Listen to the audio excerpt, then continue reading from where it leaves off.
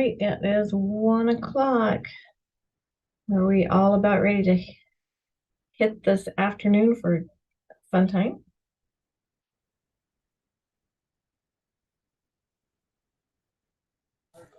Sorry, I was on mute if anybody said anything or had my sound off. I was just saying, asking if everybody was ready to have fun. Let's make it happen. All righty. I was on mute, but I didn't say anything. Okay, good. We'll Thanks, we'll appreciate note that. that. We'll note that in the record. Thank you. All right, well, we are beginning our budget workshops, and I am going to turn it over to Jennifer and Mark. Great, thank you, commissioners. I'll share my screen.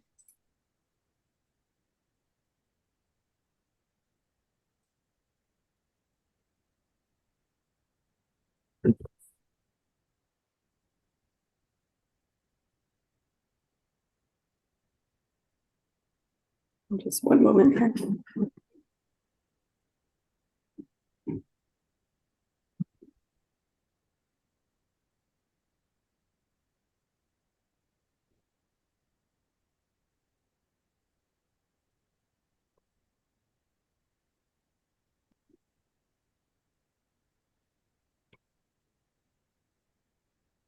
Oops. Too far.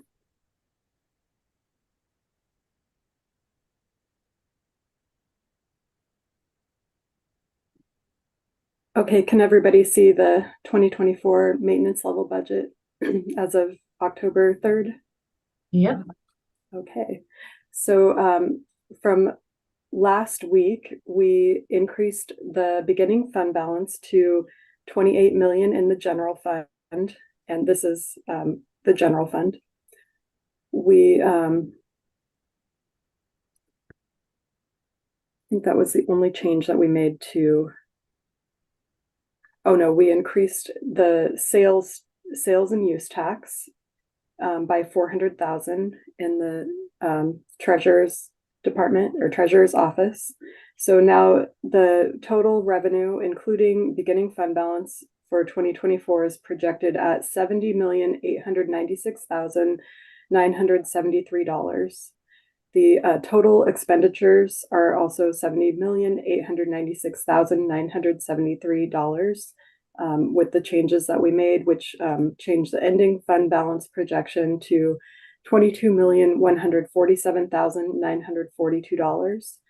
And with the changes that were made from last week, we're now looking at the total from ending fund balance being used from ending fund balance being $5,852,058. And one thing I wanted to point out before we get started is last year, so 2022, the actual amount that revenues were over expenditures was about $4,961,000. So in our fund balance policy, it says that we can adopt the budget as long as we're within that amount, and then have a plan if we go over that amount to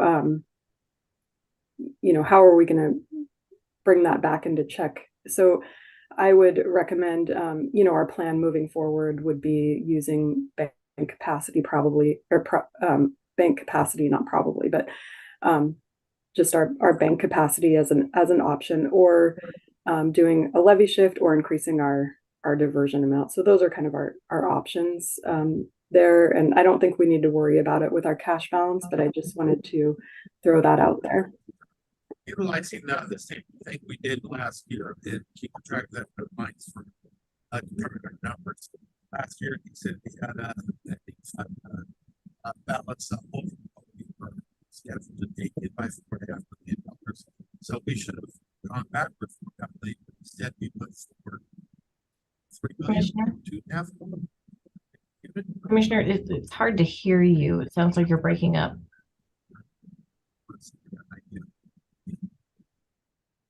Randy, yeah, I'm thinking that maybe he needs to like log off and log back on, maybe, because I couldn't hear him either.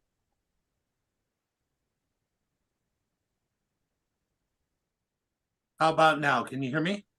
Yeah, That's better. better. Okay. Sorry about that. Okay, so taking into account history and how we've done things in the past. Last year we were a little over 4 million expenditure above revenue in how we scheduled things out.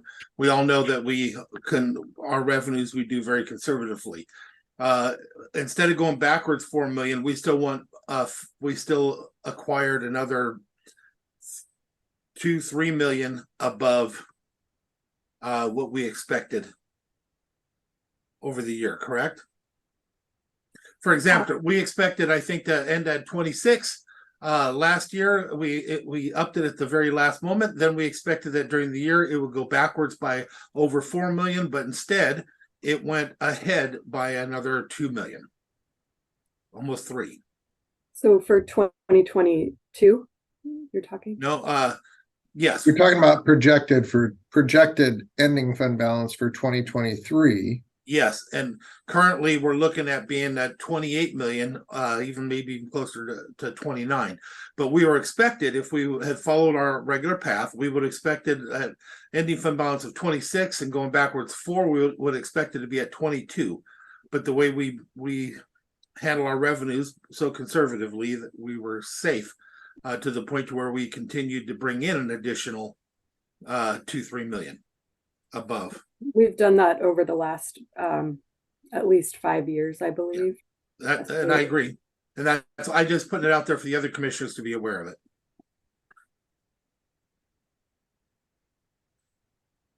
Yeah, I just wanted to point it out because it looks alarming, but I don't think it is as alarming as it looks.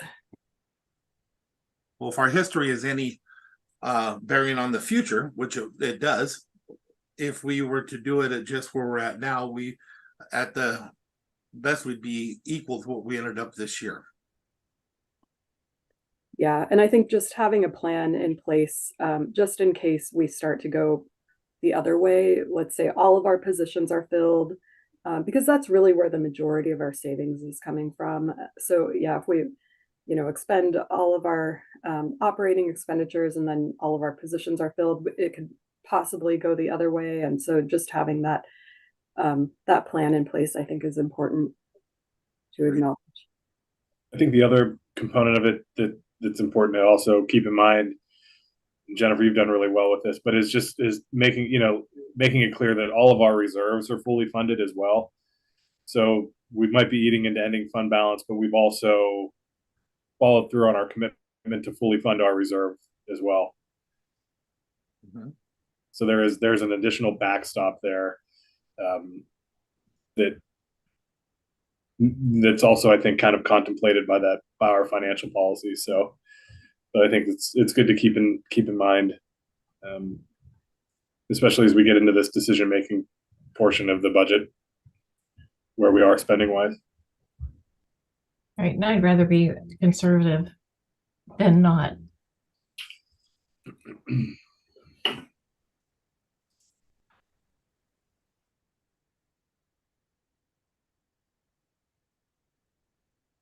Not overestimate our revenues.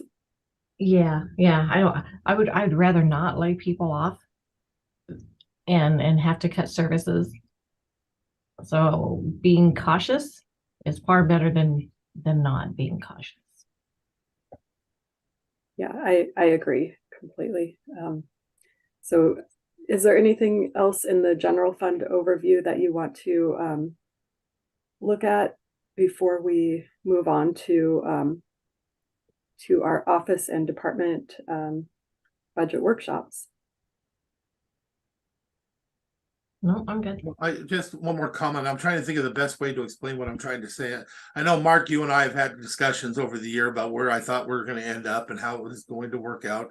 And I've turned out to be pretty darn close with that, even from 6-8 months ago. I guess what I'm saying now is I'm looking at this number, and because we do it conservatively, that I'm thinking if we spend nothing more, we're going to be close to status quo at the end of the year, not going forwards or backwards. Where this year we went forward several million, and I told Mark back then I thought that's what we were going to do, and that's how we had budgeted it. The year before that, I knew we were going to go forward by millions because that's how we budgeted. I'm telling you that right now, I don't know that we're going to go forward by millions. Instead, I think we're going to be closer to status quo with the amounts that I'm looking at in my head there. Did that make more sense, Mark? Yeah, I think that there's a number of factors that influenced it, right? So federal money coming in over the past few years definitely helped supplement the budget in the general fund. I think that the controls that the commission has in place with offices and departments that holds them accountable to their budget for personnel costs and operational costs in separate buckets is also beneficial. So, and the labor market, right? So we've had a lot of vacancies, like Jen mentioned. Hopefully, going into 2024, we're able to fill some of those vacancies and actually able to be fully staffed.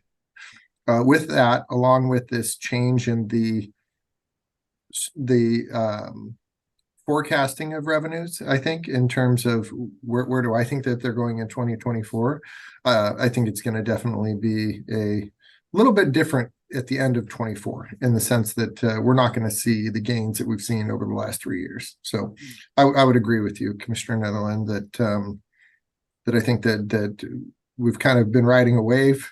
I think that wave is slowly going to peter out here in 24. And that this number that we're looking at over revenues is going to be the difference this time to bring us to closer to breaking even.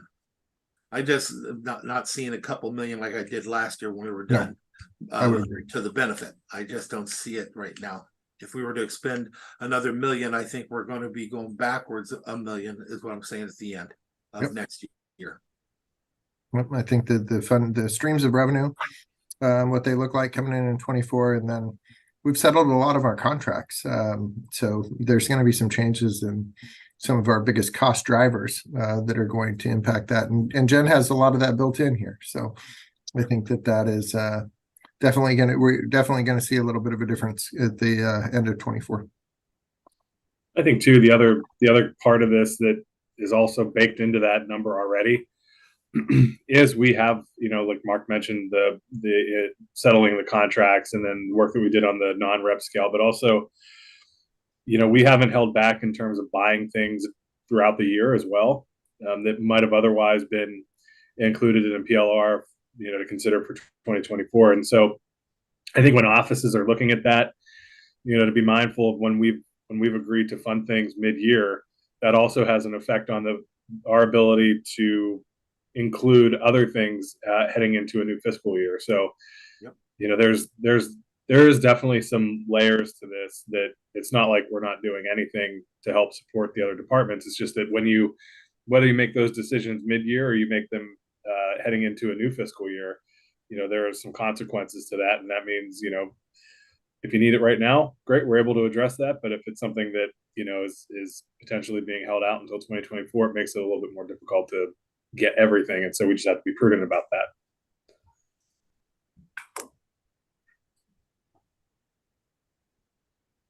So just a few things to go over before we get started with the department and office workshops. So right now in the general fund, we have $2,349,650 in outstanding PLRs.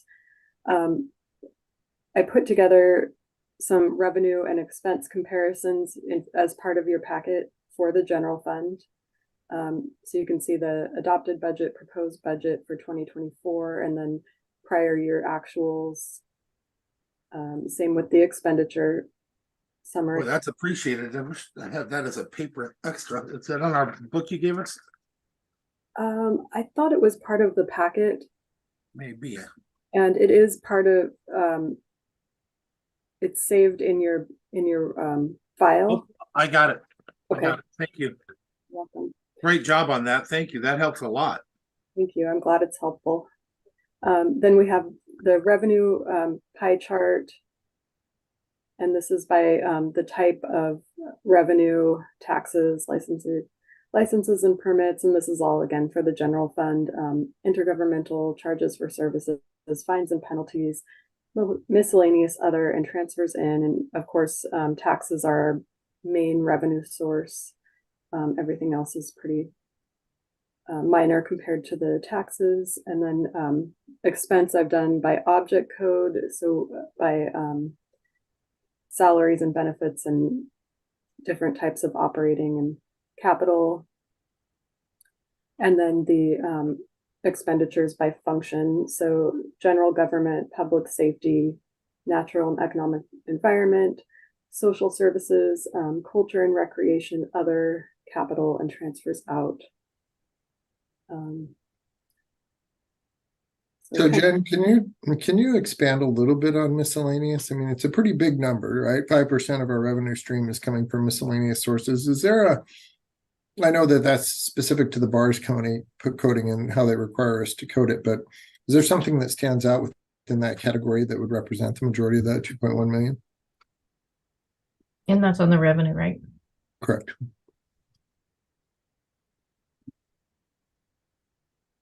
So everything that begins with a 360 account code, so 361, 360 through 369 is going to be part of that miscellaneous category. I'll have to go back and research exactly what that was. When I was putting this together, I wasn't necessarily paying to, analyzing it to that level. I was just collecting the numbers. So I'll go back and look at that. Thank you.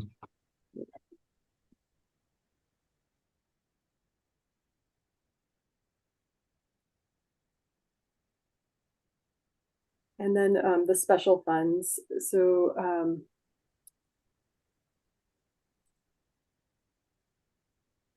I think the only thing that we moved last week was the $9,000 requested by the Economic Development Council for the sales and use tax. We moved that to the approved PLRs.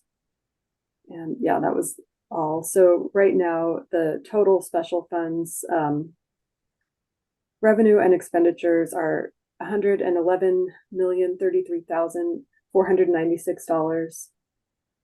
And total altogether, including the general fund right now, $181,930,469, and a total of 413.8 FTEs. And I will be coming back with our total vacancies soon for you, so you can see how many open positions we have. Hopefully I'll have that information by next week. That would be great. Thank you. You're welcome. Is there anything else, any other questions or anything you want me to research for you for next week? Might have more for you at the end of the meeting, but right now for me. Sounds good. Go back to current expense.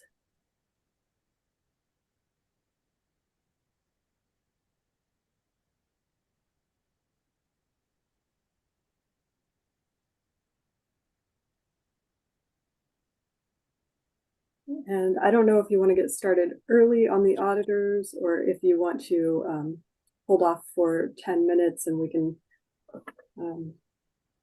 look at other things in the budget, whatever you want to do. I have a question for you. For example, on the sheriff's line on your breakdown from 2017 through 2024, do those numbers include traffic policing? Yes. Thank you.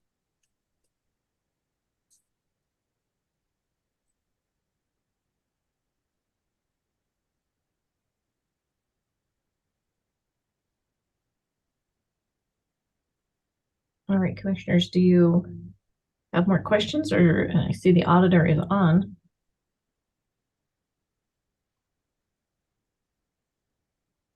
I think it might be beneficial just for the public, and since we have a little bit of time, Jen does quite a bit of work up front in identifying what we consider to be a maintenance level budget.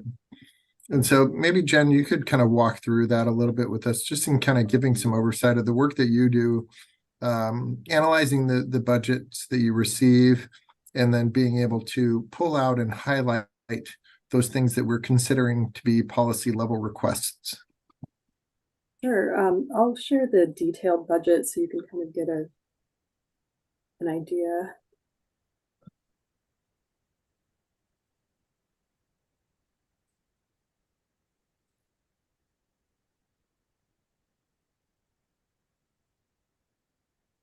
Okay, are you able to see the detailed budget? Did that change? Mhm. Okay, so we'll use WSU as an example. So that's this department 010. And we go through and I send out the salaries and benefits to all departments. So those are figured out by the budget office, double checked by the departments, and then entered in at the department request level, and then that's also my maintenance level. And so our goal is to match on those, and they do, which is awesome. And then we go through all of the operating items. So we have things like office supplies,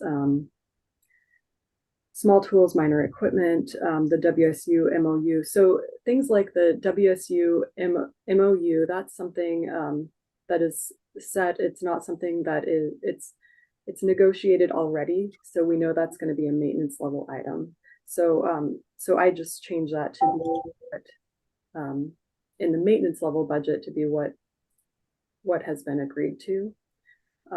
So that's what I try to do on every line, is really analyze what's needed. And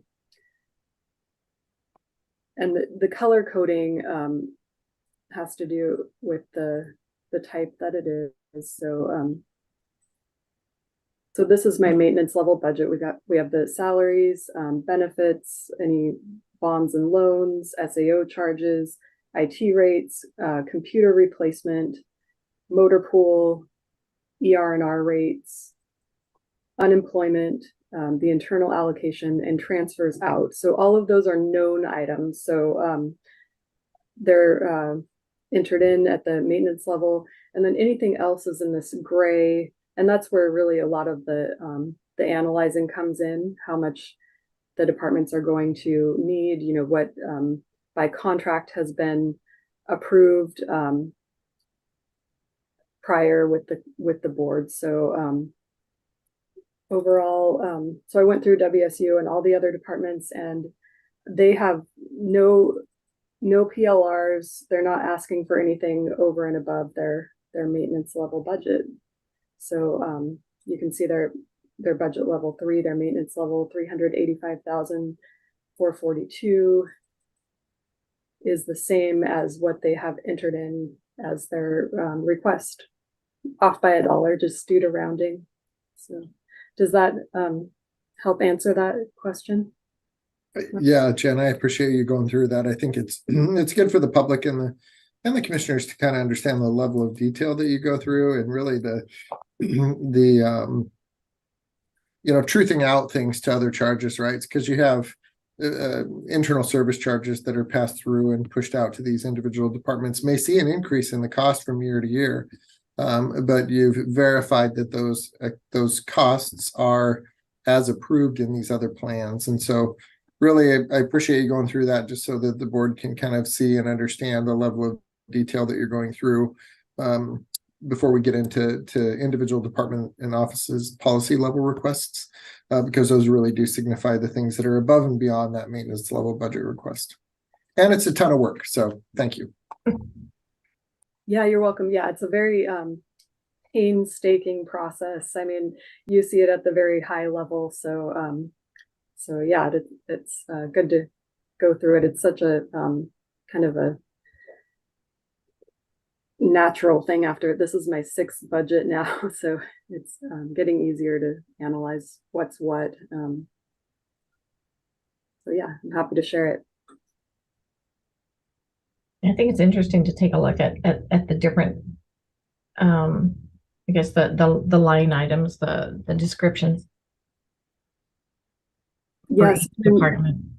when the departments give me back, I just send this out, the entire detailed budget to all of the offices and departments, and anything that they want to prove is maintenance level, they just write their notes in, and I just go through and decide if it's a PLR or if it needs to be maintenance. And if I'm not sure, I'll bring it to you for you to decide.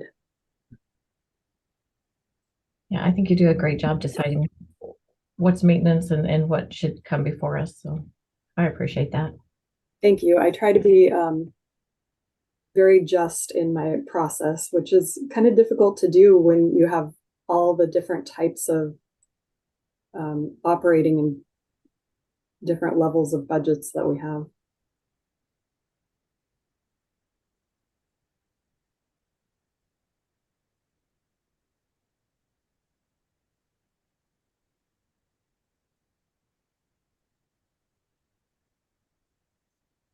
All right, do anybody have any more questions for Jennifer or Mark? Really great work.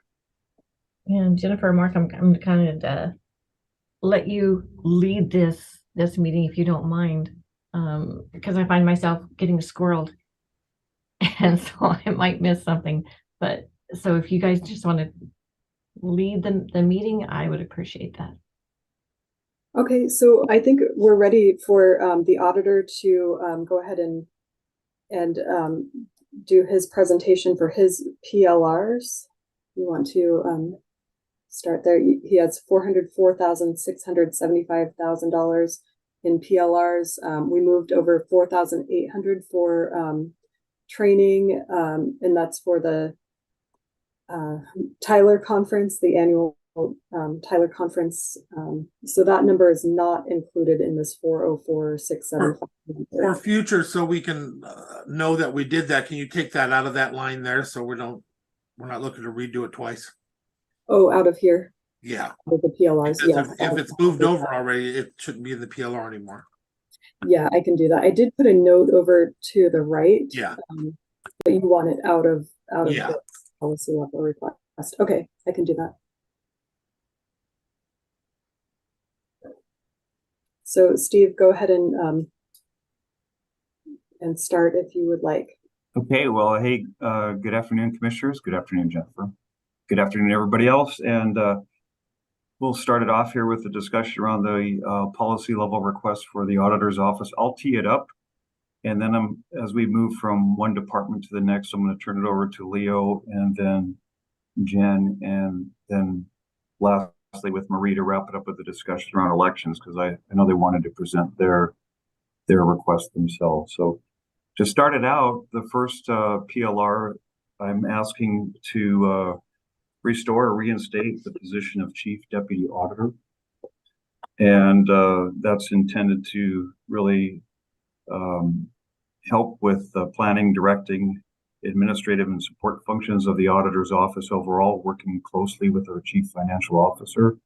And the intent is to achieve more efficient and more comprehensive auditor's office operations. And within that, I'm looking to expand our efforts and activities around community outreach, legislative engagement, incorporation of process changes driven by changes and updates to the laws, and coverage of what we anticipate to be over time growing auditor's office operations at the north end of the county up in Belfair. So we've got that in here as a unapproved budget request for one FTE. That's a base salary of $82,196. And then when you add in the benefits, that brings it up to a total of $117,891. Steve, on that one FTE chief deputy. Yes. So you're talking about a full position and then you would backfill the one that already exists, or would you consider moving to create that position and have them still be in charge of a department, say, elections or something? Randy, at this point, I'm thinking of the latter. So not the backfill option. Okay.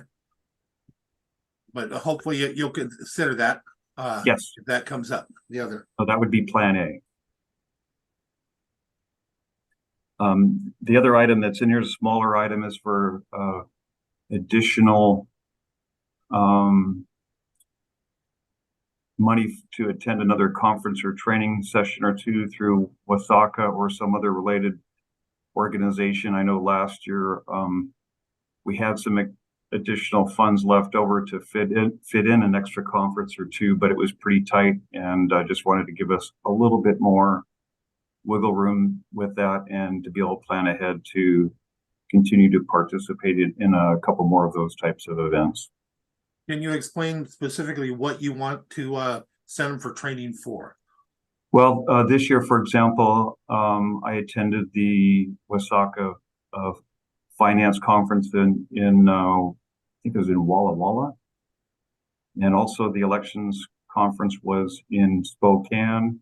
So a number of those involve, travel to the other end of the state, and they entail, fees for the registration and participation, also for the travel, room and board.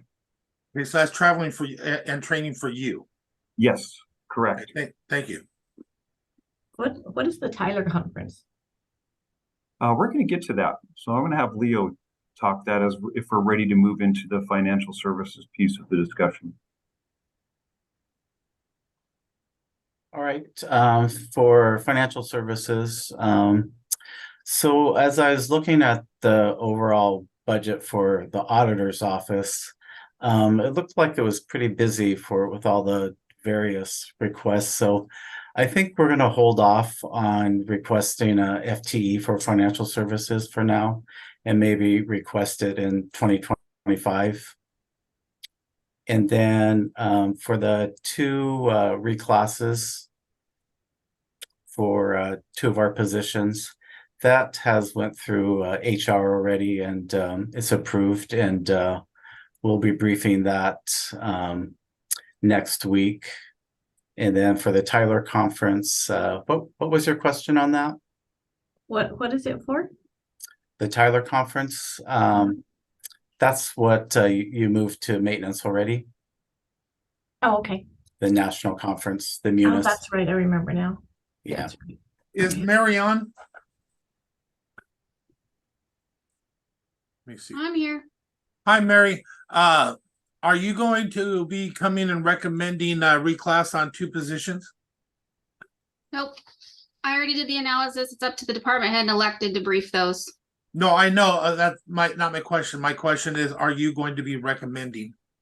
Yes, they were recommended Okay. for the two financial analysts to be two seniors. Can somebody put together those numbers for us so that we could see what that would look like? And we as a commission will probably, if we end up doing that, or maybe we decide to put it on there now, that may be moved to possibly move into that amount to maintenance.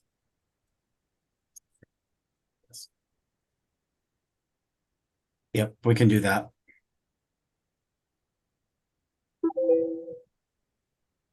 So now you're saying you're willing to give up that financial analyst. What my problem that I have with giving that up is I watch you, Leo, and so does Mark and stuff when we and Jen, as we go through these processes with the audit committee and stuff. I'm knowing that we put a lot on you to get done here, and there's only one of you. So That's true. I just didn't feel comfortable requesting, as the auditor's office was requesting enough, a lot already, and I just didn't feel comfortable requesting more on top of everything else. I got you, and I appreciate that, Leo. I may be making a little bit of a different recommendation to the board when we're talking, just letting you know. I think there is importance in it, and how we handle a chief deputy, or if we even do anything there. We'll have that discussion. Thank you, Leo. Oh, all right. And Leo and Commissioner Netherland, if I could add to that, Lee, you're right, Randy. Leo does a lot of work, a lot of heavy lifting, and a lot of really good work. And so, and I fully appreciate his sensitivity to want to manage things going forward from a budgetary perspective. At the same time, I think that if he was willing to do it and wanted to do it, we could easily fill out a legitimate statement of work package for any new financial analyst that would join the team. Well, then let me ask you this, and I'm not speaking for the commission. I am just asking you a question, and the commission will eventually deliberate this stuff at the end. This is why I was asking you the question I was asking you earlier. Would you be open to that chief deputy position, becoming a chief deputy position while still maintaining, we'll just say elections. I'm picking one, still maintaining the department, so it wouldn't be a true backfill, but an extension of duties, while at the same time, if the commission would also consider creating a financial analyst position too. Yes. Okay, because that seems like it'd be wise. It costs us a little bit more, but in the long run, not much. It'd come out pretty close to the same amount if I look at it. With the increase in pay in one area and a creation of the other, it's going to cost us probably close to 185,000. So, and that said, I still really want to line up behind our chief financial officer and his preferences on it, because we trust him with that statement of work, and I wouldn't want to interfere in that piece of the business, because he does it really well. Yeah, no, I appreciate that. I'm just looking at different options, and we may not have money to do any of it, but I'm always trying to figure out the best solutions for the whole county if I can. But it'll be up to everybody else. That was just my concept for options. Randy, Please what was your idea again? Okay, if we were to do this, if we were to give a position, Commissioner, to me, it would make sense to take one of the positions that he already has and change that position that's already in existence up to a chief deputy position. So there would be a pay increase there of maybe $20,000-$30,000. I don't know for sure. So that becomes that position. Now we don't have to backfill. That leaves us the amount of money to hire a financial analyst. And with a little extra, the total cost would be really close to just creating one chief deputy position. But we have somebody that has a new managerial position, which we have an issue in that department because we're taking away managerial duties from a person we already have there. So I'm aware of that as well. So he may need more managerial help in his department. So by doing that, basically the cost would be total for making that one position a chief deputy from an already existing position, not backfilling, creating a financial analyst to a cost of about $120,000 to $125,000 total. I hope I made sense. I know what I mean. Well, there's also the 6 months of succession planning. And I think that's for in elections, right? Yeah, we'll get to that. But Randy, I understood every single word you said, so thank you. Okay, and if we did that, then that also would save that $30,000 in succession planning, if that was the position that was moved. I got to make sure, because I don't know what is what. That would be up to them, and I don't want to put them in the spot to even have to consider that now, but I'm thinking that to myself out loud.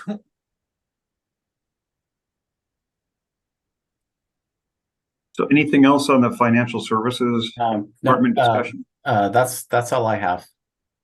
Really nice job, Leo, and thank you again for everything you do. All right, thank you. So for the commission, how I'm seeing it is, instead of a reclass of 11 positions, because I wouldn't want to put that into a budget anyway, I'd like to find out what the reclass of the 2 positions currently that are coming as a recommendation are, and maybe we consider putting those into maintenance. Well, the first 2 have been through the review and approval with HR, and Leo is going to be presenting those to you in next Monday's commissioner's briefing. The rest are still in the pipeline and haven't been formally been proposed to HR yet and approved by HR, but we wanted to give visibility to that from a budgetary and planning perspective, where it actually lands, whether it's maintenance or PLR. I I guess just wanted to remind you, though, the HR does not approve, they only recommend. Fair enough. So we're still working our way through those other requests. Yep. And What about the license and recording professional service and training? Jen Rose, are you on?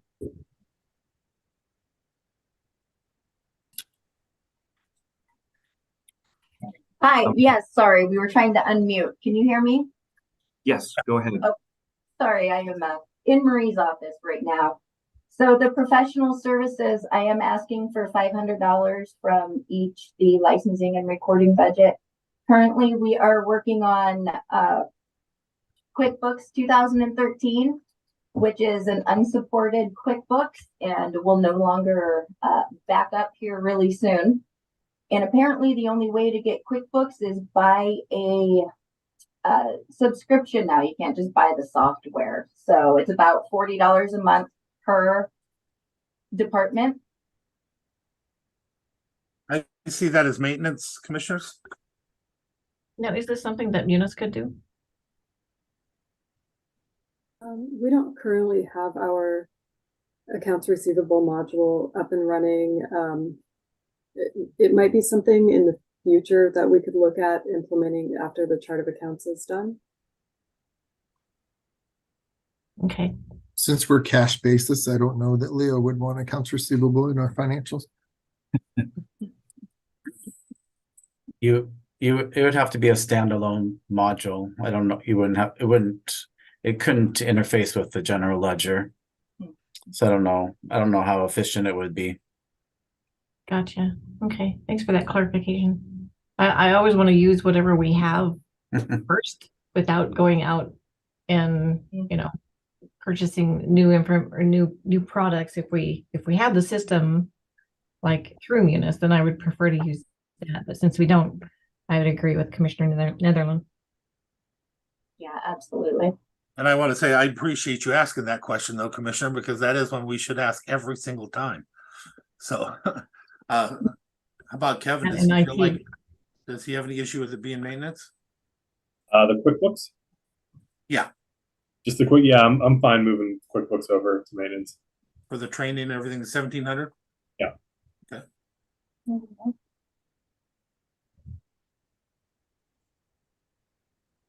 Anything else for recording and licensing?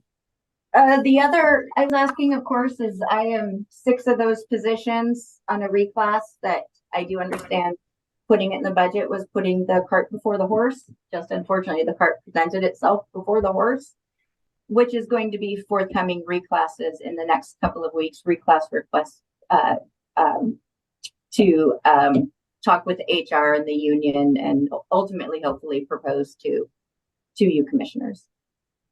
I, for one, appreciate that, but at the same time, I've never put into a budget anything that was speculative on those before in the past. I right now I'm supporting personally the idea of the other 2 positions because it's been made clear to me that it will be coming as a recommendation, and it's very rare that we have not supported the recommendation of the reclass through HR. That's the reason why I was thinking of the other 2. All right, well, thank you, Jen. Nice work. And that brings us to elections with Marie. Hello. Hi. So on mine, 2 of those 11 were for reclassing some of the 2 election staff. So that's, of course, probably falls right in there with Jen's. And then the succession plan for that, one of my assistant election administrator is planning to retire in early 2025. And with her is, over 23 years worth of knowledge and experience in autopilot. And it will take some time to train someone to get, at least knowledgeable enough to do that position to replace Susie. in early 2025.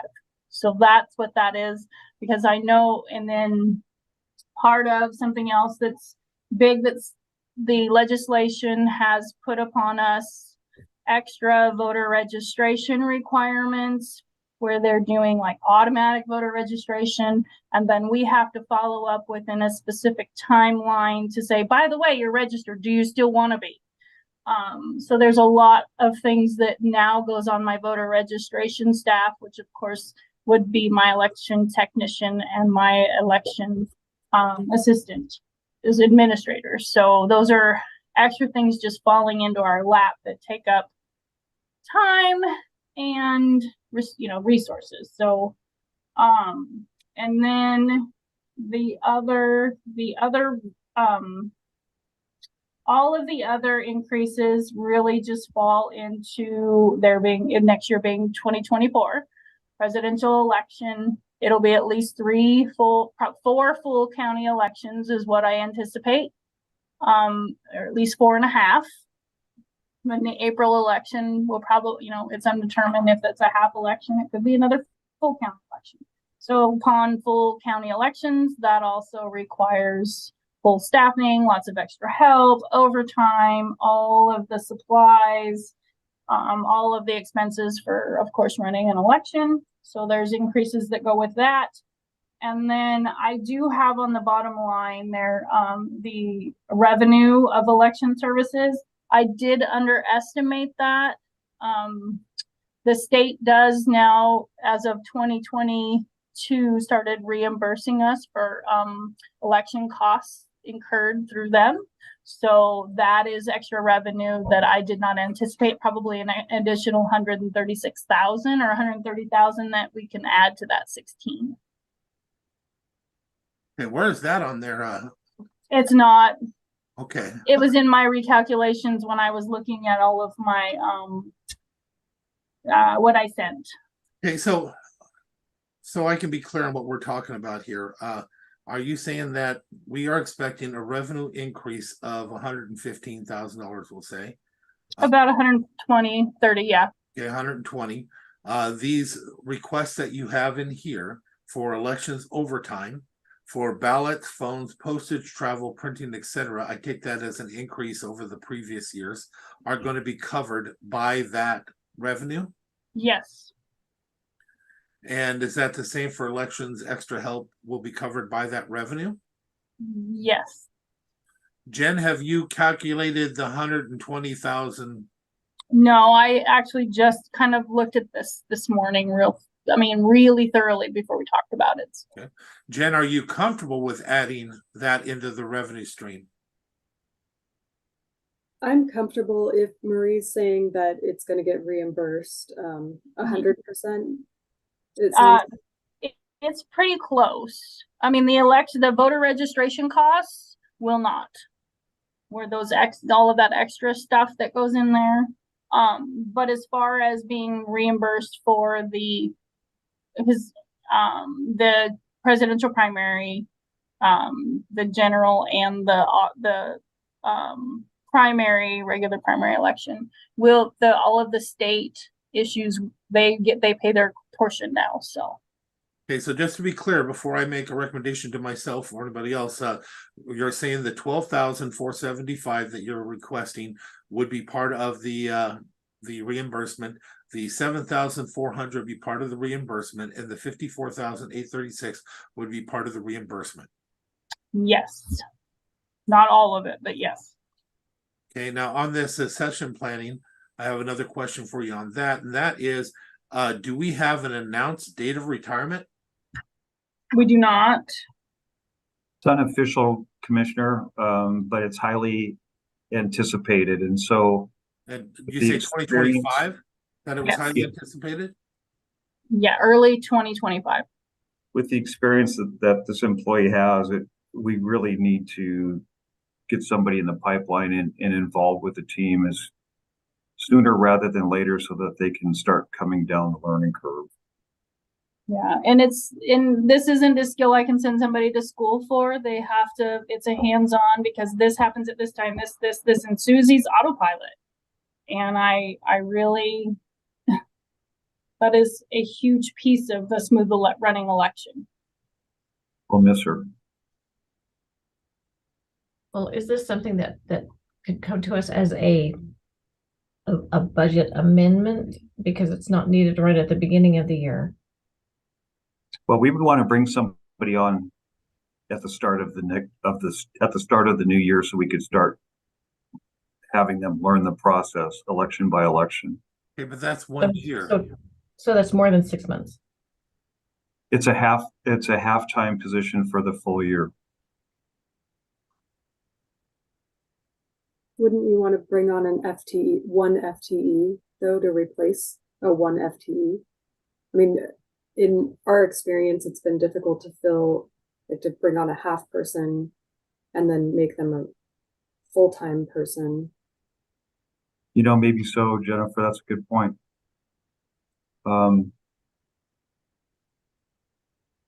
So I feel like this needs a little bit more thought.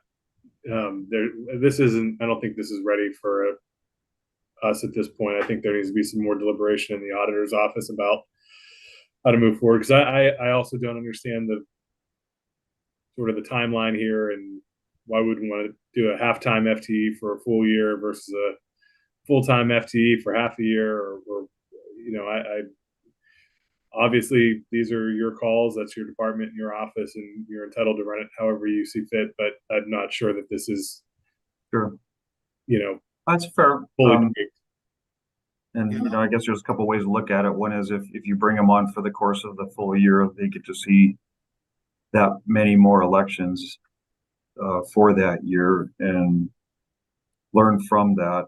The other option is you bring them on full time and it's more of a crash course. Well, and also for me, Steve, or Mr. Auditor, just to let you know, I love succession planning. I truly believe in it, but at the same time, I don't believe usually in a year, and we've never done anything like that. They see that kind of timeline, but I also am not comfortable with funding or putting out any type of succession planning without an actual announcement of a retirement or a date. It's inappropriate and a little bit out of my scope to be able to do that. As a matter of fact, I'm pretty sure we're not supposed to do things where we're making assumptions that somebody's retiring unless they say it. For myself, I have to be careful with that. So I don't see a place for it for myself in there, just letting you know. But I do want to ask the other commissioners as an immediate action, we have, if Jen has already agreed that she believes that the revenue coming in is what it is, I'm very comfortable with moving the 12,475, the 7,400, and the 54,836 into maintenance. Yeah, I would support that also. I think that because next year is a huge year. I think it's going to be rather exciting. So they're going to need as much help as they can get. How much time is the new ballot machine? How much time is that saving? This will be the first election that machine will be in operation. I am going to kind of chart that so that we can have a good, time saving, which of course helps with cost savings when it comes to staff counting ballots and, so I'm going to try to do my best to chart all of that so that we have some numbers.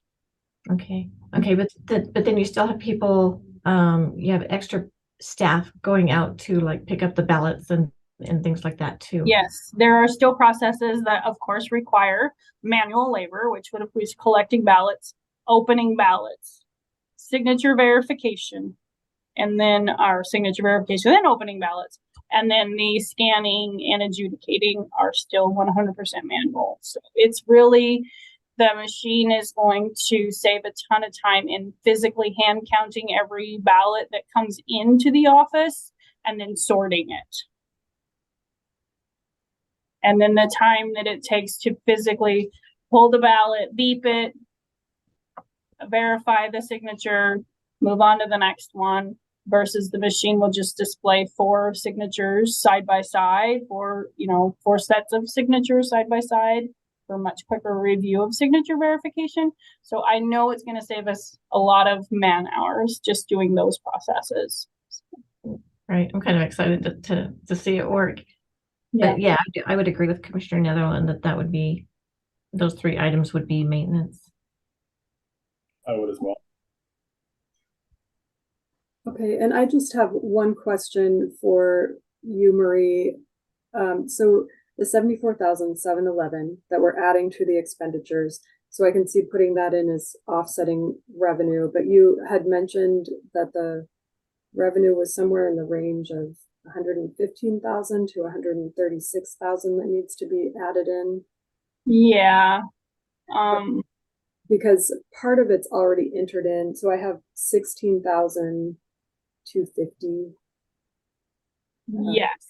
And I, looking at just, what the state has reimbursed us for, which can vary from election to election due to the number of races or issues on the ballot. And then adding more, reimbursement from the state, I'm anticipating that I would be comfortable just putting another 115,000 on there. On the revenues. And that would go under is that the HAVA election security or the? No, just election services.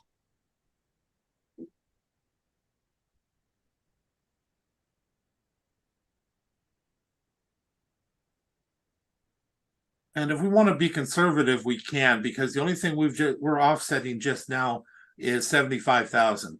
So if you simplify it and put in 100K or even 90, we should be safe and they don't have to bring back anything. If so, then we can do an adjustment to the positive at the end of the year. Okay. Yeah. And like I said, I know that it's hard to really determine the future, how many, what issues and how many are going to be on a ballot that the state will have for us. I mean, I can anticipate the races, but not necessarily all the issues.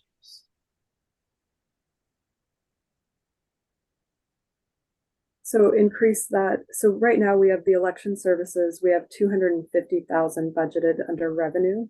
Mm-hmm. So what is the number that everybody is agreeing to increase that to? So, and I'm, thinking about what Randy said. I'd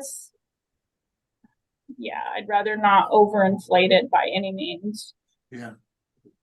Let's just do the entire 340 for the full number. Okay, so increase it by 90,000. Yeah, I think that's a great idea. Thank you, Randy. If we need to adjust it, we can. Okay. I like adjusting things to the positive. Me too. And after I looked at those numbers, I'm like, I underestimated that. And it's just because the state hasn't always reimbursed for their portion. So. Yeah, this is something new that the legislature passed back in 2021, I think. So yeah. So, and I was kind of looking at 2021 and 2020, costs of what the state paid, or what was overall, and then it was like, wait a minute, 2020 there was no state reimbursement. I'm way off. Okay, great, thank you. Anything else you want to cover, Marie? I know we're getting close to our time limit. No, that pretty much sums up, the increases on my side.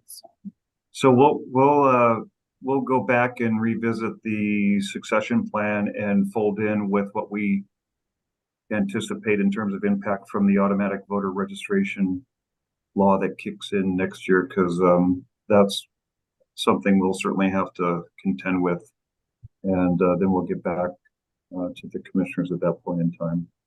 With reminding the commissioners that we've left a $15,000 cushion that might be able to go towards that extra cost that you see for the registration from the revenues that we're not accounting for yet at this time. I also want to go back to the reclass. I'd like to find out a number, what that would be for those two positions, so that when we visit again, would the commissioners be okay right now if they, after they get to the number of adding that into maintenance for what's going to be recommended by HR? Yes. Very good. No, I'm asking the commissioners if they would be willing to consider that as maintenance, the two positions that are coming before us, the reclassification, that whatever that number is, if it's 10,000, 20,000. Or do you want to wait until after all that's done? I would like to wait until after we see the numbers. Okay. Yeah, I would agree with that. Yeah, wait until after it's approved and then. Sure. Very good. Okay, thank you, Steve. All right. Thank you. Thank you all. Do you want to roll it up for us on that one, Jennifer? What you have? So I have that we are moving the Wasaka training of 1,095.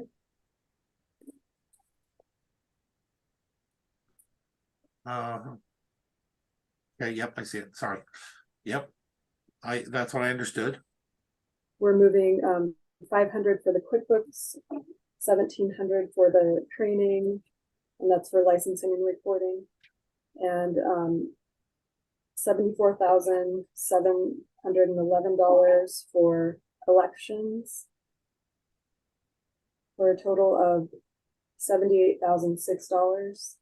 And I do have to go back to one, commissioners I spoke to early. Did we decide that the training for the auditor himself, an increase in training for the auditor himself, was met the criteria? We already have money in the budget for you for training already, right, Steve? Yes, there's money there already. We're just asking to pump it up a increase little bit. Do you know how much he has in there now, Jennifer? yeah.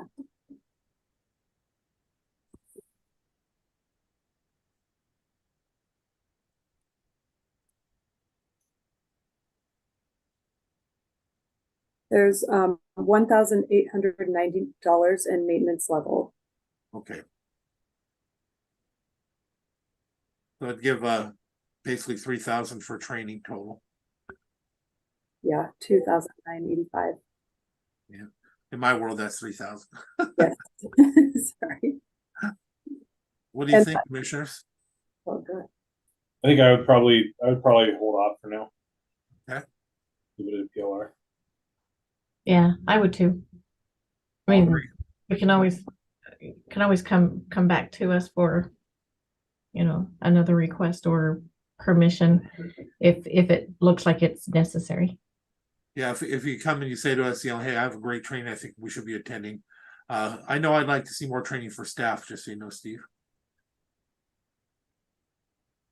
So other than that, we'll come back again at our roll up and look at the chief deputy, look at the financial analyst, perhaps succession planning. And that's the only thing that should be left on there, right? Well, that's what I've got.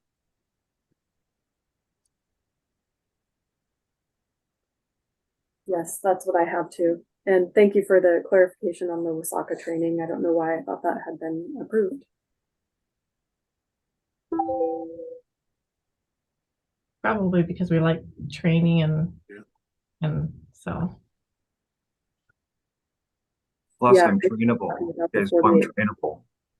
Well, just for myself, Steve, so you know, I like actually seeing a purpose for the training in particular, not just to increase it because we might do something. So maybe as you look in the future for future budgets, we look at specifically what you'd like to attend or have somebody attend. No, that makes sense. Thank you.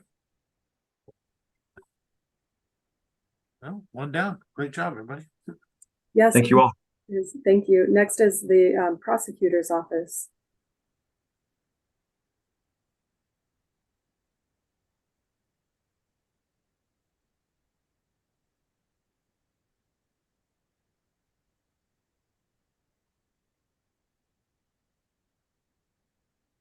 Hello. Well, hello. Afternoon. So for the prosecutors, office, we have $163,822 in PLRs for the actual prosecutor's office, and nothing for child support enforcement, and also nothing for their two special funds that they have, which are crime victims and victim witness activity. So Mike, what is the IT trackable equipment? I don't know. Okay. That says coroner. Huh? Am I looking at the right line there? No, I Oh. see two FTE clerical. I have no and- idea. That must be the sorry, I didn't know where we were looking. What I was looking at was on line 21 there, which is after coroner, which I wasn't sure. I'm assuming so what the what the ask is for 2 additional clerical staff positions. And I'm assuming that's a good question. I hadn't looked at that. I'm assuming the IT trackable equipment is the phone and computer and stuff that go with a new FTE. Maybe somebody that knows better can help me out, but that'd be my best guess.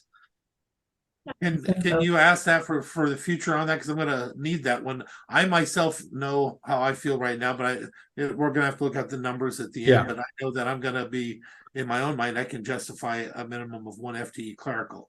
Yeah. With that would be split. So if that's what the other commissioners, they may think none, or they may think both. So we'll see. Yeah.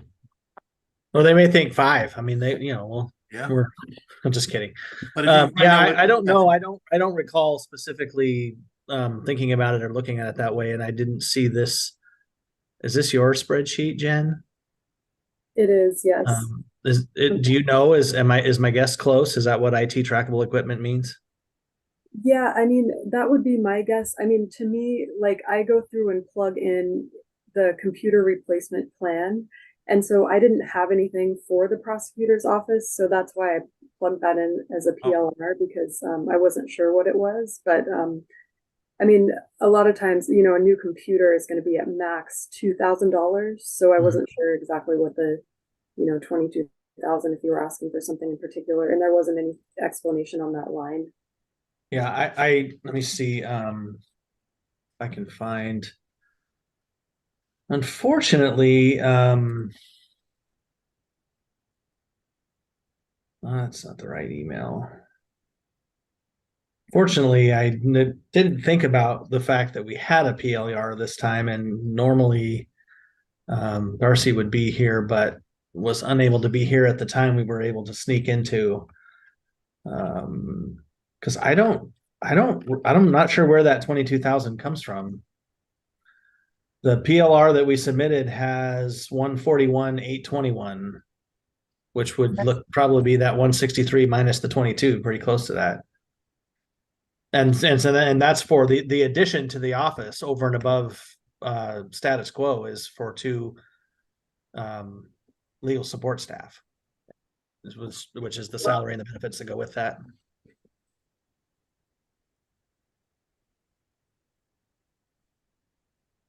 So the truth is, I don't know the answer to that question, and I don't know where that 22,000 comes from as I sit here. As we look into it further, I'm gonna ask a question I normally wouldn't even ask, but I gotta ask it. So we have down for a request for 2 clerical. Mike, how you doing on attorneys? I know you had one position was having a hard time filling, but I do know that you are absolutely swamped with. So how are you doing with attorneys? Not that we can afford one, I'm just asking you. Yeah, no, I understand where you're coming from. We actually, and I, Tim can chime in too. We're sort of looking at this as, so we are still short an attorney. We have had 3 people that have applied in the last about year. 2 of them didn't meet minimum qualifications. Actually, I think all 3 of them didn't meet minimum qualifications. 2 of them were not licensed in Washington State, and one of them was still in law school.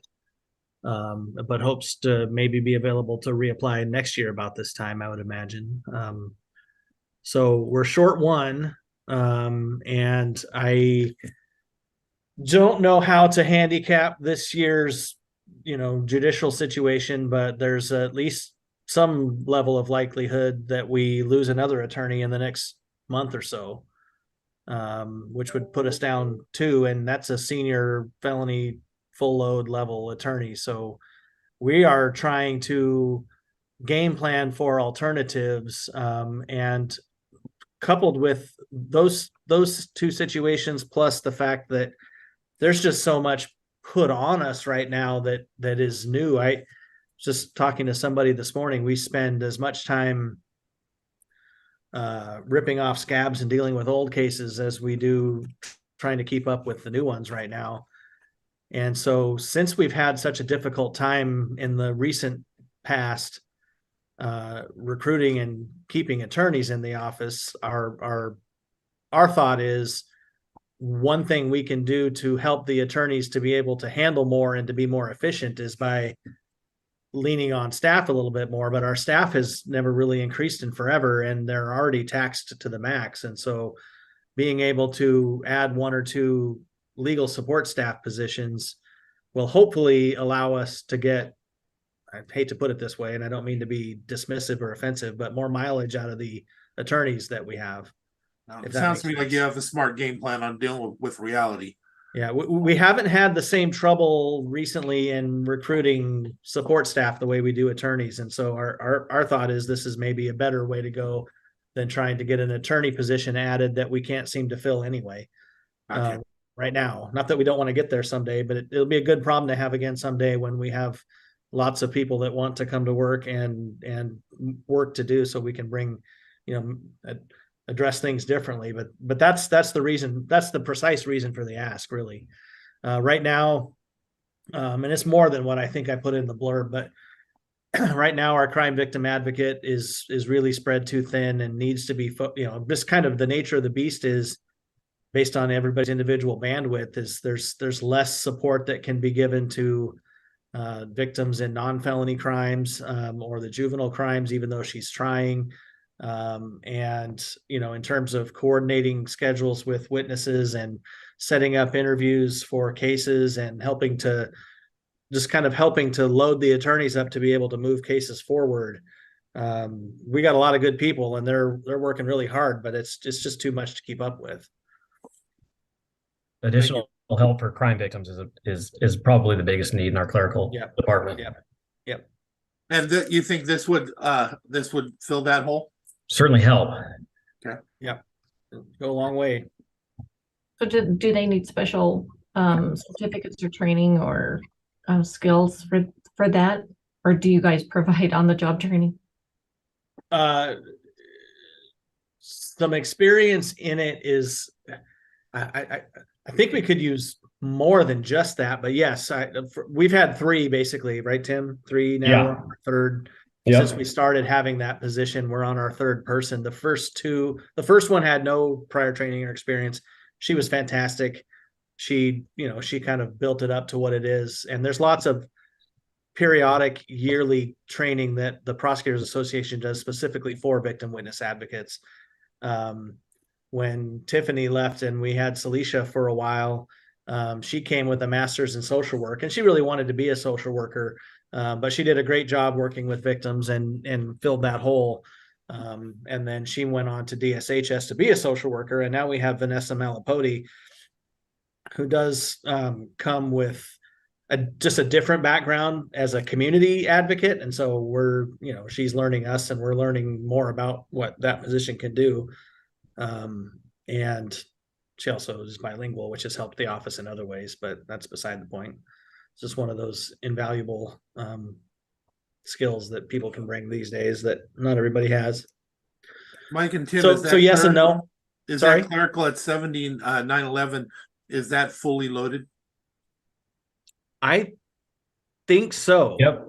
Yeah, I believe so. Tim has the paperwork on his desk that Dorcy prepared for us, Yeah, but it yes, looks I like- believe that's right. Yeah, looks like it because you've got each secretariat at 46,472.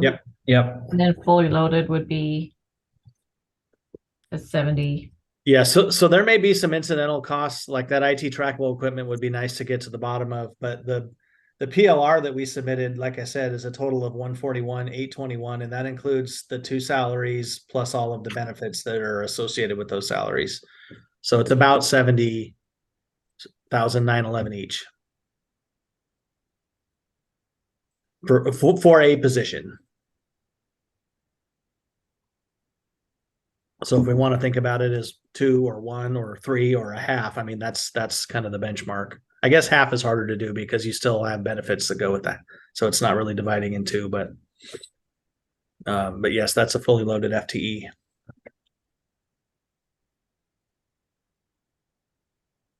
All the questions I have. Thank you. You bet. Thanks, Randy. Yeah, I don't think that I have any more either. Just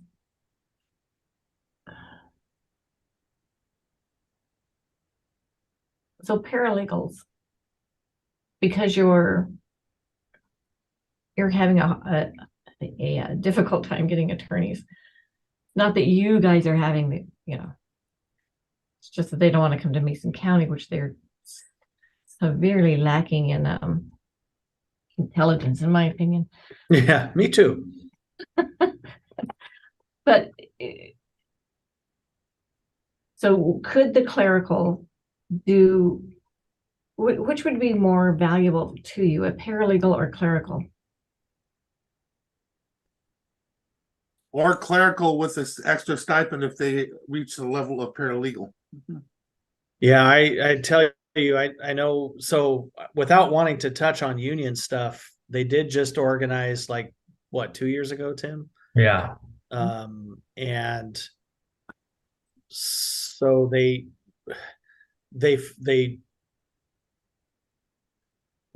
I think in order to bring somebody in as a true paralegal, probably has union implications, because that position doesn't exist in that contract right now. Right. Not that there's not ways to get through that. And I know that there are 1 or 2 folks in the office who certainly, I think I think there are 2 of them that have some level of paralegal certificate that, but most of them don't. And I don't know what's available to them as far as incentivizing obtaining that. But I guess I'm having trouble answering the question. Our trouble isn't that the folks we have don't know how to do what we need them to do. It's just that there's too much to do. That makes sense. If I can say it that way. So I mean, yes, technically a paralegal would be able to do more than somebody who's not trained as a paralegal, but most of our folks have been here for so long that they basically had on the job training. I mean, we're talking 1, 2, 3, probably at least 4 or 5 or more than 15 years, and at least 1 or 2 near or over 20. So, that's a long time to be with an office, and in this type of industry. So they've certainly are capable of doing a lot. It's just they don't have time to do all of the things they're capable of doing. Yeah, all right, that helps.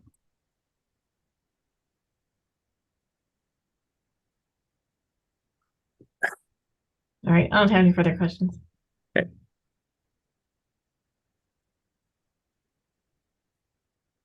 Anybody else? Sounds like we're good to go. Kevin, you got anything? Nope, good for the moment. Thanks. I'll reach out to Right. Darcy and see what the 22,000 was. Okay. I have an idea, but I am nowhere near confident enough that I'm right to say it in a public setting. That's good. Just let us know. We'll work it out. For sure. We'll get to the bottom of that. Yep. I can't imagine there's $22,000 of computer and phone that go within an FTE. It's got to be something else. Otherwise, we're buying too nice of computers. Before we move on, just so you know, Mike and Tim, your explanation for why 2 makes an extreme good sense considering the environment that we were in right now. Way to think outside the box. I understand a little better today. Good. Right. Well, I appreciate that. Yeah, we're trying to solve problems, and it's one thing. We just kind of have this situation where the attorneys have so much on their plate, the stuff spilling onto staff that doesn't have time to really even keep up, and it's burdening them, and it's kind of creating some anxiety around here that some extra help would go a long ways towards being able to get the job done in a more effective and efficient way. Hey, we appreciate all your time today. Yep. All right, thank you, guys. Thank you. Thank you. Thank you. Thanks, Jen. So next we have the coroner, Jaime Taylor, and let's see, 10. So yeah, we're a little bit behind. So hopefully she's on. Oh, there you are. Hi, Jaime. Hello. Okay, so for you, we only have $6,000 in PLR, and that was just IT trackable equipment, 4,000, and death investigation equipment of 2,000. Yeah, and I'd like to change that a little bit if I could. I wasn't sure what to expect for the new building, but we were able to get the equipment we needed for our trackable IT this year, so we can go ahead and take that off. Okay. I would, if I could, take that money and put it into the death investigation equipment. We do have some equipment that we need for our walk-in cooler. We have our walk-in cooler coming here pretty soon, but we need to get racks for it and a lift to be able to put people up on those racks. And I kind of need it now, but we can push it off until the first of the year if we need to. And that's about $9,400 for the rest of the equipment I need for racks and a lift. But we can definitely take out that IT equipment. That out of that 9,000 you just mentioned, does that include the 2,000 you have down here for death investigation equipment? Yeah, that's the total of the invoice is $9,405, and that includes a lift, like a body lift, Yeah. and a rack, and that we can put our decedents on. So, commissioners, I myself, I don't think it's either. I don't think it's maintenance or a PLR. I think this should be brought before us for funding in our regular meeting and just get it done. I'm thinking for this year. Yeah. Because you said that you needed it this year, right? Yeah, our cooler has been ordered. It should be here in about 4 weeks. So yeah, as soon as we get that, if we've got the rest of the equipment, we can be solely here in this office and not have to utilize any other establishment. Wow, that would be cool too, because then you're saving money actually, right? We are saving money, yes. Yeah, I think let's handle that this year so that we can actually utilize the facility and just take care of it now. Okay, I'll put in a request then. Thank you. So we can take everything that I've got off there, Jen. I'll just request what I need this year and we can take everything off. Sounds great. Thank you very much. Thank you.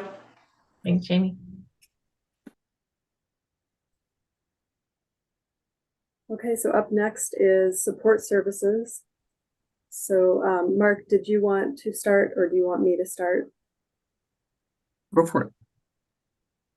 Okay, so so we have a variety of PLRs in different departments, and so I'll just kind of go down the line and we'll let each department manager explain their PLR. So the first one that we have is emergency management. They're asking for $10,175, and I believe, actually, Diane, you had told me that the 1,500 in small tools could come off. So actually, they're only asking for $8,675 for WASIMA and Partners in Preparedness conference for their PLR. So is this a conference where everybody goes to learn a particular thing, and how many are going for $9,000? Yes, sir. I put in for 2 conferences. WASIMA, which has a registration fee and a annual fee, and that's where all emergency managers in the state attend, and we haven't attended for years. And that would be for 3 of us. Last year it was in Spokane, so I'm projecting it may be in the same spot. It could be less. They have not identified where the 2024 conference was as of this morning. So I estimated it in Spokane. Do you think all 3 should go? Who are the 3? I think so. Partners in Preparedness, probably 2, but 3 gives all of us the ability to coordinate with those of like positions across the state. I think that's probably the most important conference due to the fact the state EMD is there as well and all their departments. So that would be the most important one from my perspective. If we broke that one out, what are we looking at? Total for Wasima is $2,607 approximately. It's 3 days long for all 3 of us with we can drive one of the county vehicles, one of our vehicles. So we're talking about room per diem and the registration fee. And that's one where you think all 3 should go. Yes, sir. And the other one? The other one's Partners in Preparedness. It's more of a probably for Bob and Tammy to attend. It's more hands-on type conference. And that is $6,000 or $5? No, sir, that's $2,655. So that's another 26. Okay, because we have 8,600. And the additional piece I add in there was to go back to EMI, but I've been able with my certifications to train Bob. So that's not as necessary since I'm nationally certified.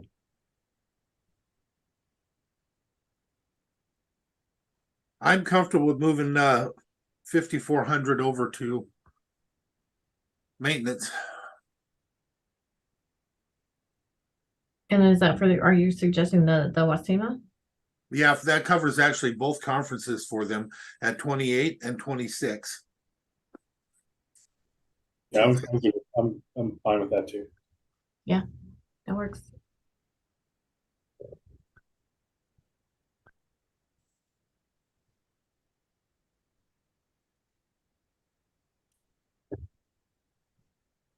Okay, great. So the next one that we have is Human Resources. We have 3,500, and this was just 1,500 for travel and 2,000 for IT trackable equipment. And I'm sure Mary has a good explanation for what she's asking for, but I wasn't sure what it was, so I left it as a PLR. Good afternoon. So taking into account our new FTE from last year, we had under budgeted for travel and training for her. So that would be the 1,500, and that's for LRI, LERA conferences and the WAPELRA conferences, all for labor law. And then we have taking on some more supply ordering for risk, and one of them is going to be AED replacements. And I think, Jen, I think we were just off a line, and it's small tools, minor equipment. So that's actually my fault. The 2,000 is small tools, minor equipment? Yeah, we need to replace AEDs this next year, and risk will take care of ordering those and then work with facilities to get them installed. I think both are maintenance. I'd agree. Mary, is that the program that Nicole was looking at to hire somebody to come in and check all of our AEDs and verify that they're up to speed? No, this was an actual replacement of the machines themselves. Okay, great. Thank you. So are we still looking at somebody, contracting with somebody so that they can come in and make sure that they're working and that they're not expired? And I think it's still being researched, but the first choice is replacement for the ones that we know are scheduled for it. Okay, and that includes all the Pads. the tape and all of that too. Yes. Okay. It's a complete package when we purchase it. So Nicole has actually done some research on companies that do provide servicing for those. And so they could, we basically pay them. I think how it would move forward on that, at least the option that she was showing me was that we had, they would come in and actually make sure the batteries worked. And if the piece of machinery needed to be replaced, they would actually replace the machinery too. So yeah, I like that option. I think not a bad idea. No. And I think streamlining the ordering for items to come out of risk will help. So it's not, what does facilities do? What does risk do? We can just start taking care of it. I like it. Great. Well, that was easy. Thank you, Mary. Mhm. Okay, the next one that we have is for support services. And this is for one FTE for a grant writer, approximately 100,574. One FTE for a financial analyst, 93,160 to support the grant writer. And one FTE for the recompete plan coordinator, 132,320 approximately.